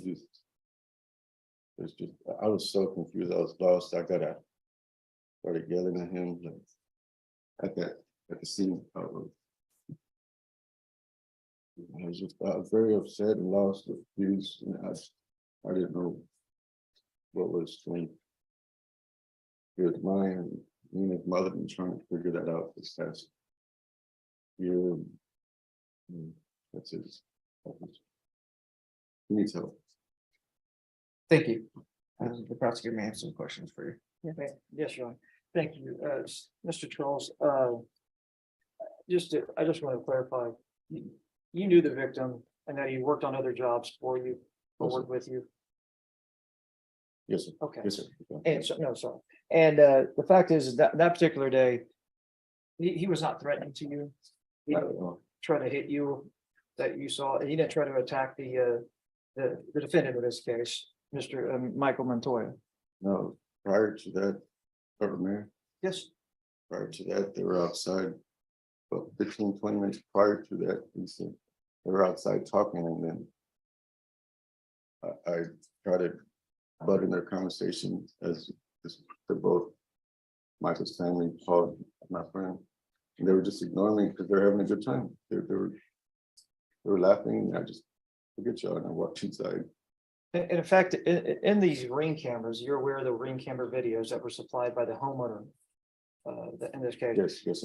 you can see that three of y'all standing out there, and there was at least a cigarette or something smoking that was passed around. Is that right? That is correct. And what was that? That was a blunt. What? A blunt, a What? marijuana blunt. Okay, so marijuana. Yes. And so prior to that, nothing had happened, nothing transpired between the defendant and the victim. Is that correct? Yes, that is correct. And when y'all went into the house,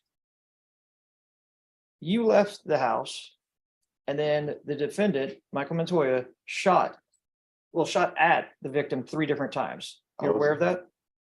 That is incorrect. That's incorrect. I was in the same room when Michael shot Paul. So were you watching it happen? Negative. No, sir. So you were turned around? I was kneeled down into a fire cabinet. So you were there when it happened? Yes. And what happened after that? After he was shot? I couldn't get up at that very moment. When I was able to actually stand up, I turn around. I see like a tunnel vision. Michael on the other side of the doorway. I never saw Paul.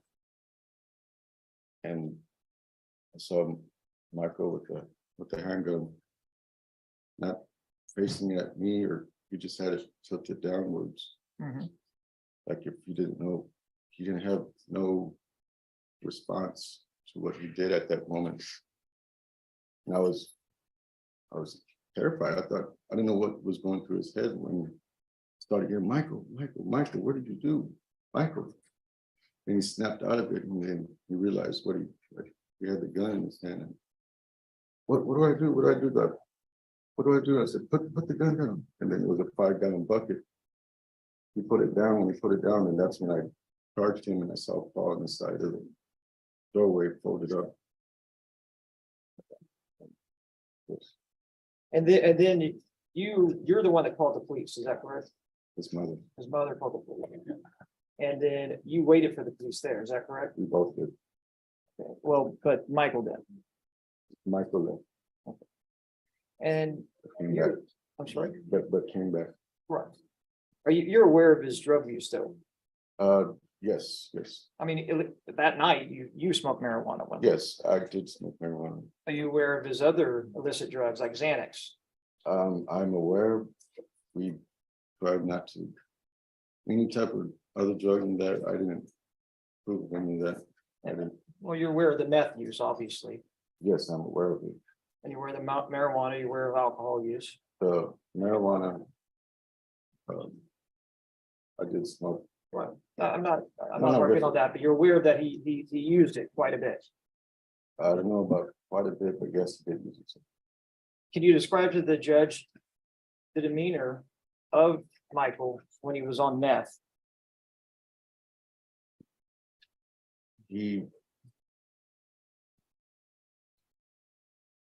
If he was on meth or marijuana or sober, he was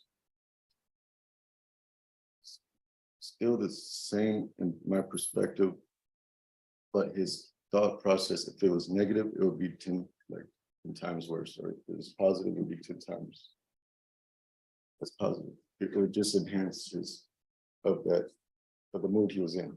What I'm trying to get to is the fact is you see a marked difference in his attitude now.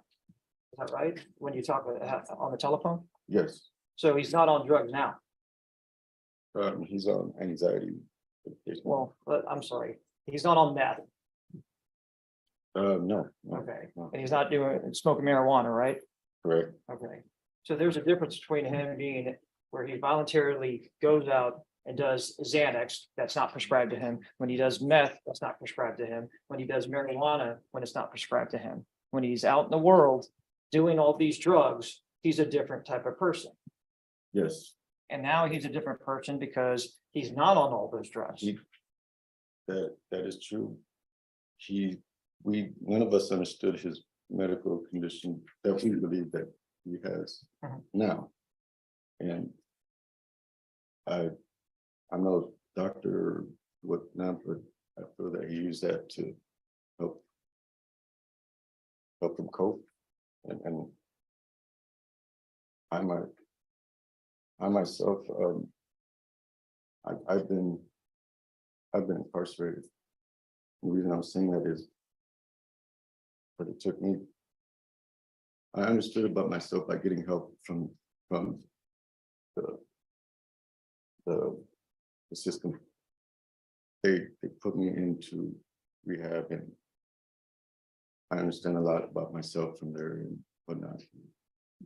I just believe he just needs help. Thank you. No further question, John. Nothing further. All right, thank you. Defense, call your next witness. Dr. John Matthew Fabian, I believe he's present via Zoom. Yes. Any objection to Dr. Fabian testing? All right, Dr. Fabian, if you could unmute and show your video, please. Okay, hello, Judge. Hello, if you could raise your right hand for me, please. Do you solemnly swear or affirm the testimony you give will be the truth and nothing but the truth, so help you God? I swear. All right, you can lower your hand, state your name for the record. Sure. My name is John Matthew Fabian. Defense? Thank you, Judge. And Judge, you have a copy of his report? Yes. Okay. Dr. Fabian, just what are you licensed in, very briefly? Just briefly, clinical psychologist. I'm licensed in about 7 states. I'm board certified in forensic psychology, clinical psychology, and I'm fellowship trained in clinical neuropsychology. All right, and you performed an evaluation on Michael Montoya? I did, yes. And you performed different tests on him? I did. And what did you use in your evaluation for your report? Well, I saw him on October 14th, 2022 and December 19th, 2022. And I conducted both neuropsychological and psychological tests with Michael. And there are a number of them, in addition to, some of his history and as to why I did do testing of that nature. And I guess just to go kind of in order of your evaluation here, you go through background and family history. What stood out in the background family history portion that you think is relevant? Sure. So, Your Honor, briefly, Michael had, come from a very dysfunctional background. There was domestic violence, physical, verbal, between mother and father. Mom eventually left father. And then, she connected with a boyfriend. And there was then domestic violence between boyfriend and mom. So he witnessed quite a bit of domestic violence and chaos growing up. I would note that during my evaluations, he struggled with really expressing thoughts and feelings, in part because just of poor verbal skills, poor language skills. And really, he's never dealt with any of these trauma-based issues. I would also highlight more on page 3 of my report that mom did have a history of substance use. And there, again, was a lot of instability in the home. He moved around frequently to different family members. And, there was, in my opinion, some evidence of neglect. The family was impoverished, very poor. His father had a history of incarceration, chronic alcohol, methamphetamine problems. He'd been in Bexar County Jail, in my understanding, multiple times. And then in addition to that, residential chaos, family chaos, instability, he reported being shot at when he was age 18. And then we turn into his developmental history, and he perceived, endorsed symptoms of ADHD. It's my understanding he was never properly assessed or treated for it. He had difficulties academically with school, with comprehension. Although my understanding, he was never formally placed in special education, but he attended a number of different schools, and that school instability was similar to residential and family instability. Should I keep going, Counselor? Well, let me ask you about the, Counsel, just so you know, the court has read his entire report. I Okay. always read everything. okay. Then I'll try to ask specific, more specific questions then. Dr. Fabian, you talk about physical and emotional abuse that he witnessed. You talked about drug and alcohol use that he witnessed at a young age. Now, how does that affect somebody, even if that person themselves is not the person being physically abused? How does that affect someone at that age? Well, it's not a good effect, obviously. There was chaos in the home, plus, social learning, modeling of substance use. His mother had been using drugs in the home, it's my understanding. And then he eventually was using methamphetamine with her, even the day of the offense. So, parental substance use genetically and environmentally places an offspring at risk to use and abuse substances as well. And, it was clear that he had been using in the home methamphetamine the day of the offense with family members. And so you talked about modeling. So is that if you see your parents doing that, that's something that you think maybe you should do, or you mimic that behavior later on? Yeah, so the research is clear that individuals, that offspring are more likely to use and abuse substances if their parents, do as well. And both parents did struggle with methamphetamine use, the biological parents and the boyfriend that mom had as well. Now, because of those issues, I think you diagnosed with PTSD. How does that affect somebody having PTSD? And would someone even know that they have that? Well, no, not in these particular circumstances. Typically, individuals of, low socioeconomic status, just a lack of education as to these issues. The family and the individual typically are not aware of that. And in this case, it's my understanding he had never been evaluated by a mental health professional. And in my opinion, there was no insight by family or resources to do so. And I know that on page 7 of my report, we look at more evidence of polytrauma with there's different types of abuse and neglect that he witnessed and or experienced. And, early in childhood. So he was never evaluated for PTSD and would not know that he had it. And then when I did examine him, it was clear that he did have evidence of PTSD. And I think you mentioned before, it might be even more difficult since he had trouble expressing emotions and feelings. Yeah, and that's due to not only the not having done it before, due to mental health issues of PTSD, often avoidance of dealing with those negative trauma-based thoughts, feelings, using substances to self-medicate, but also, in my opinion, he has a language-based learning disability that was not diagnosed. And you said using substances to self-medicate. So you're aware of the extensive drug use and alcohol use by Mr. Montoya. How did that affect his behavior and such? Sure. So I have diagnosed him, with PTSD, ADHD combined type, and then language learning disorder. And then we have on page 18 of my report, methamphetamine, alcohol, cannabis, and Xanax use disorders. So there was clear evidence that, he had never been assessed, treated for mental health issues or conditions that he does have.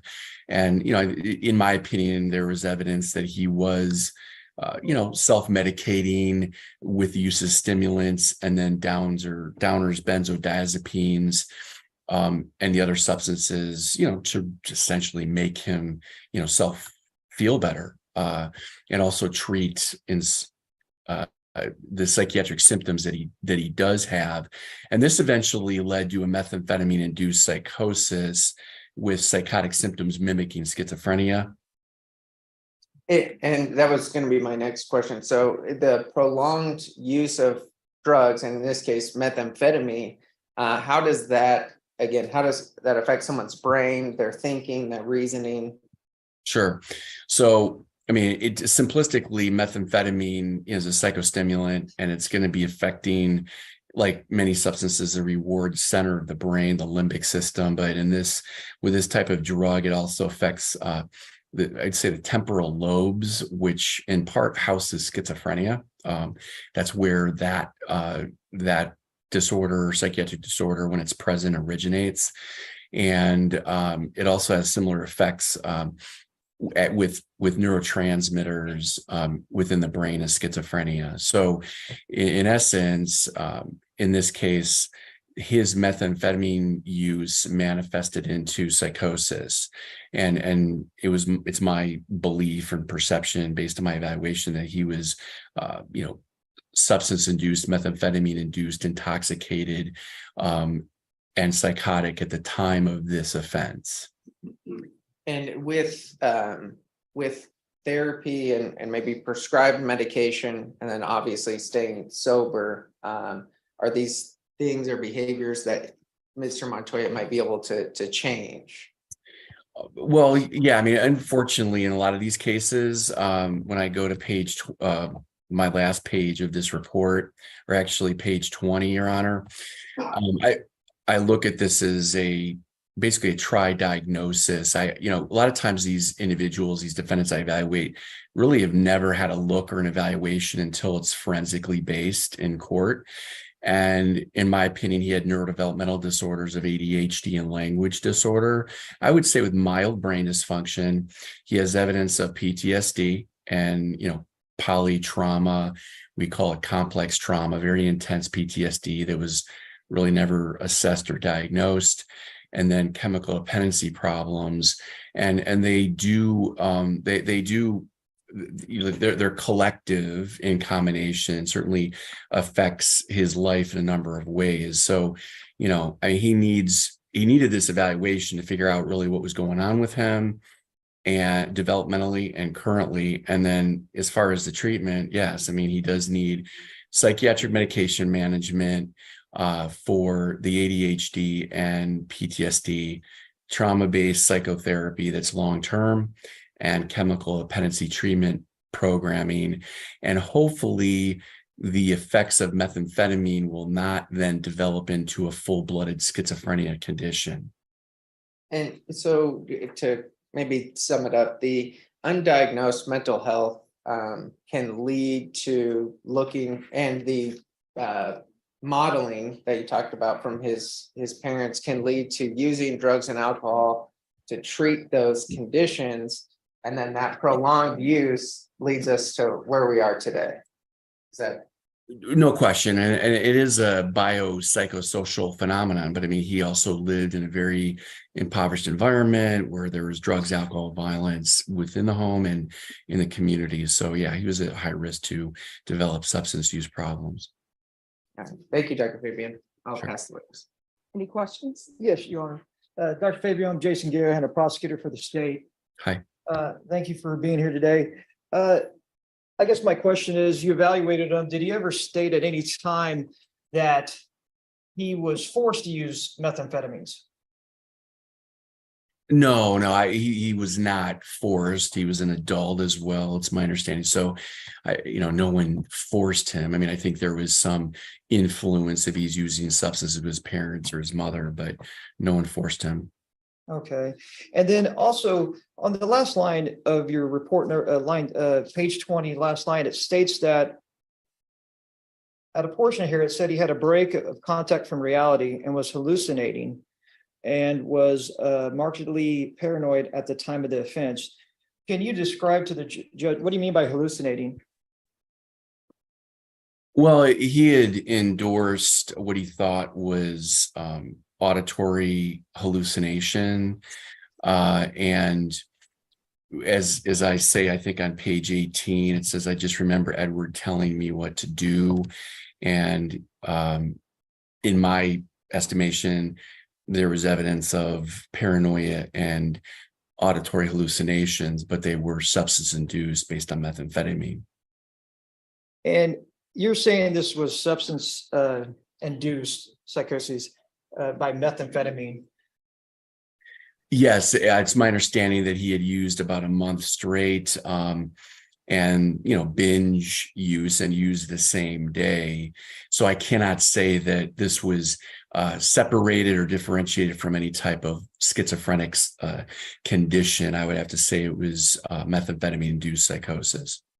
I mean, so you're not saying that he is schizophrenic, had this since he was a child or anything like that, because his mother testified just earlier that he had a good childhood. We saw several photos. I know that you're not privy to these photos of his childhood and his support system. No, I'm not. I'm sure he had happy moments in childhood. I do question the consistency of that, but Okay. No further questions, John. Nothing further. All right, thank you so much for coming in. Thank you, Dr. Fabian. thank you. Thanks, Your Honor. All right, any other witnesses to this? No, Your Honor. State any witnesses? No witnesses, Your Honor. All right, any arguments? Yes, Judge. All right, brief argument. Yes, Judge. I'll make it brief. The court's aware we provided the report for Dr. Fabian. Look, Mr. Montoya, Michael is a 21-year-old with very limited history of any crimes. He was a normal young person, and then things outside of his control at that time when he's younger influenced him, and unfortunately influenced him in such a way that partly led us here today. And I don't say fully because he was an adult, he has to make those decisions. But he witnessed physical abuse, verbal abuse, he witnessed alcohol use and extreme alcohol use. He witnessed drug and methamphetamine use from not just friends. We're talking about people that were supposed to model good behavior and be a support system, and instead, like Dr. Fabian said, modeled behaviors which he mimicked later on. If we look at his statement in the PSI, now that he's been in custody, he's had time to reflect, we've gone over things. He admits one of the statements he says to the detective, no, that person didn't do anything to me. Again, we're not trying to say that it was self-defense or anything like that. He wanted to take full responsibility for what he did. And he's doing that here today, and he continues to do that. But drugs, there's no question that the behaviors he witnessed in his childhood, combined with the drug use, affected his brain and his thinking, just like Dr. Fabian said. And Dr. Fabian said, well, with therapy and prescribed medication, continued treatment, and obviously staying sober, that he can try to change those behaviors and that way of thinking. And I think we've heard a little bit that it started going that way. Again, I think just the biggest thing is that he, from a young age, he has outside influences that were not even just neglect, but showing him the absolute wrong things to do at a young age, and how that impacted and influenced him to create mental health problems that went undiagnosed, that his parents never sought treatment for, that he never got treatment for until we were here today, until he was seen in the Bexar County Jail. There were some warnings from the continued methamphetamine use, and Michael's very honest with his drug and alcohol use, because he knows he needs to be, not only because we're in court, but because he wants and needs to get help and treatment at some point. And I think he's talked about getting an education, finishing high school, continuing to try to seek treatment while he's in prison, because obviously that is where we know that he's going to go under this plea bargain agreement. But again, I think just listening to Dr. Fabian and at a young age, it's easy to say, well, you were young, and your sister's fine, so why can't you be fine? But that's not the way the world works. Oh, I That's not- never do that. That's not, I appreciate that. It's not the way everybody's brain works and develops. And so unfortunately, we're here today. He's very remorseful. He's very sorry for what he did. There's no getting around that. But we did want to bring the court some other things that were going on. We asked the court to take that into consideration and sentence Michael to 15 years. All right, state. Your Honor, for one, the defendant, we saw the photos that were presented to the court, and I know that is a snapshot, literally a snapshot of his childhood. But yet, there are photos of his childhood, of him growing up, that he had some type of support system through grandparents and other individuals in his life. But he chose, yes, at a young age, not to proceed and take advantage of those people. What he chose to do is drop out of school and cut class and drink alcohol, use marijuana, and things that were detrimental to his mental health, anybody's mental health for that matter. For the fact is even in Dr. Fabian's report, he didn't start using methamphetamines and Xanax to the age of 18 at the time that he was an adult. So that at that point, Your Honor, he's making adult decisions that were detrimental to himself, not because of PTSD, not because of ADHD, because he chose to take the easier way and he wanted to go have drinks. He wanted to go smoke marijuana. The day of, he smoked marijuana with his mom's boyfriend. The day of, he just chose to do methamphetamine. That caused him to be voluntarily intoxicated, that he chose that path. So the fact that defense is asking for a sentence of 15 years is not appropriate in this case. 35 years in this type of case is appropriate because this person chose to go down the path he chose.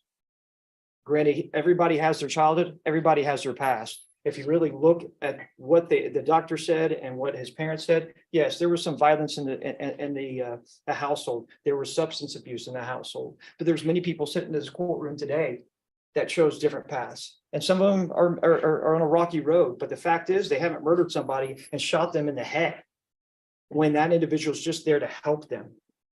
And Mr. Butler was there to help. He was there helping, and he was a plumber. And this is the victim in this case. And that's just a tragedy right there, is that this individual is out there helping late at night, trying to get this house renovated. And this individual decides to get intoxicated off of meth, Xanax, and drinking and marijuana, and shoots him just blindly behind the head. And that right there, Your Honor, deserves a 35-year sentence. Thank you. All right. So, Mr. Montoya, I want you to know that I listened to everything that's brought before me, and I consider all the evidence that's brought before me. I mean, do you deserve an apology? Yes. And you know why you deserve an apology? Because you had horrible parents in your life. Your mom, horrible parent, still a horrible parent to this day, using meth with you. She was horrible for bringing someone into your life as a stepfather who just got out of prison, using drugs with you. So you have horrible parents, horrible adults in your life. Your grandmother, it appears that your grandmother was trying to help you stay clean and sober, but then you have your horrible mom coming in and allowing you to live with her and use meth with her. That is ridiculous for your horrible mom to be using meth with you and rubber stamping it and okaying it. And then having your horrible stepfather who thinks he's a good stepfather, but there he is using drugs with you. And I guarantee you right now, your mother doesn't think she's a horrible parent, even though she's using meth with you. Your stepfather thinks he's doing a great job, even though he's using drugs with you. So I want you to know that I understand, and I heard everything, and I understand that you had a horrible upbringing. But by that same token, there's a complainant in this case, somebody who's dead, who had family who loved and cared about him, and he's just working, doing a job. This is not a situation where he was doing something illegal or doing something inappropriate. And whenever a life is taken, guess what? Society suffers, because whatever they were bringing to this world maybe for the benefit of others, we no longer have that. So when I sentence you today, I want you to know that I realize your childhood was horrible. And sometimes people have a childhood that's horrible and they make it out. And you wonder, how did they ever make it out? And then sometimes when children are taken from the hospital to be with their horrible parents, you know that they're going to have a horrible life. And you have had a horrible life with your horrible mother and your horrible stepfather. And I don't know what they're doing with your sister. I don't know if they're using meth with your sister or not. I don't know if there are other grandchildren that people are allowing your horrible mother and your horrible stepfather to be around. So I want you to know that I heard all of the testimony and I listened to it and I internalize it. Okay? So I'm going to find you guilty. I'm going to sentence you to 35 years in the prison, give you credit for any time served. There's an affirmative finding of deadly weapon. Court will take in consideration 665-487 and 673-117. I'll ask for the therapeutic community. And I'll also ask, they do have mental health treatment at the prison. I'll ask for that as well. I don't have any jurisdiction to force them to do that. But if you request it and they see that I'm requesting it, they may be able to do that for you, okay? Going to show you what's entitled Trial Court Certification of Defendant's Rights to Appeal. Did you review that with your attorney? Did you understand it and did you sign it? Yes, ma'am. Because this is plea bargain agreement, because I followed your plea bargain agreement and because you waive your right to appeal, you do not have the court's permission to appeal. Do you understand? Yes, ma'am.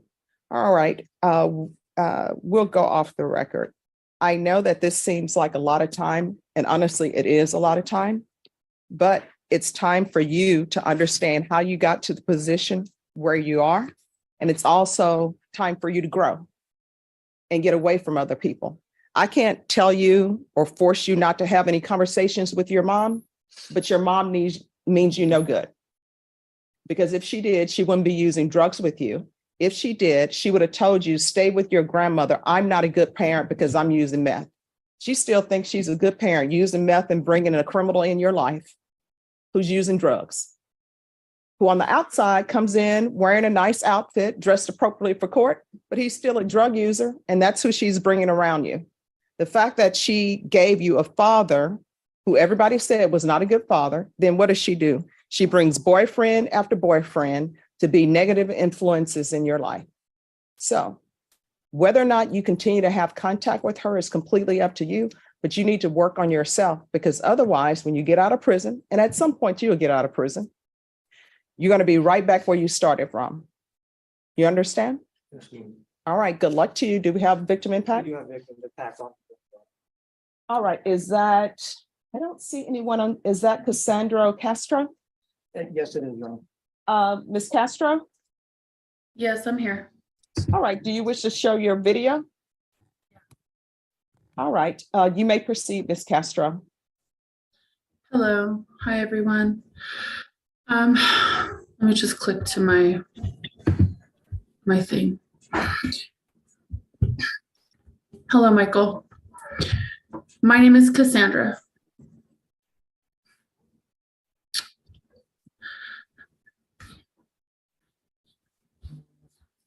Sorry.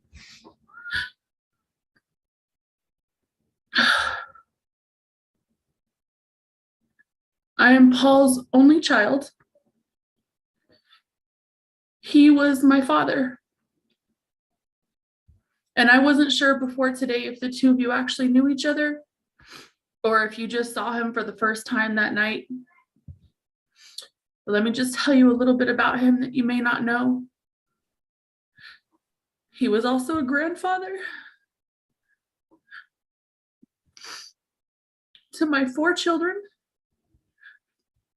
He was a father-in-law to my husband.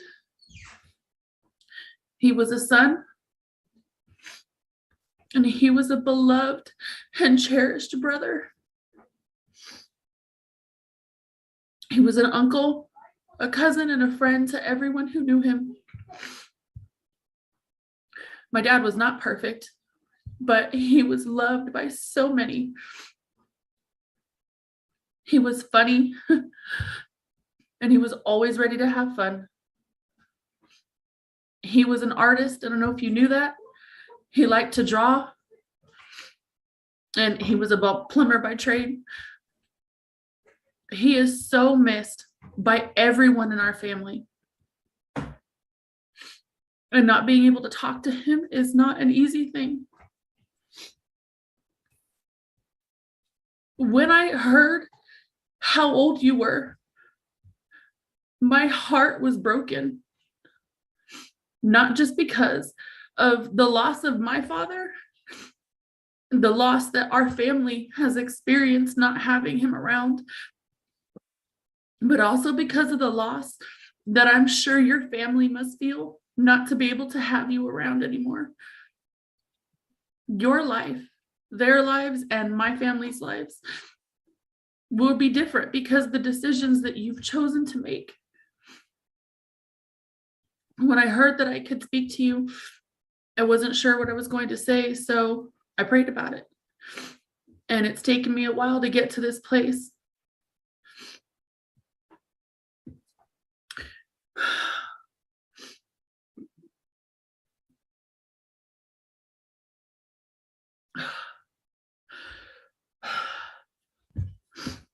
It's taken me a while to get here, but I want you to know that I forgive you for taking my father's life.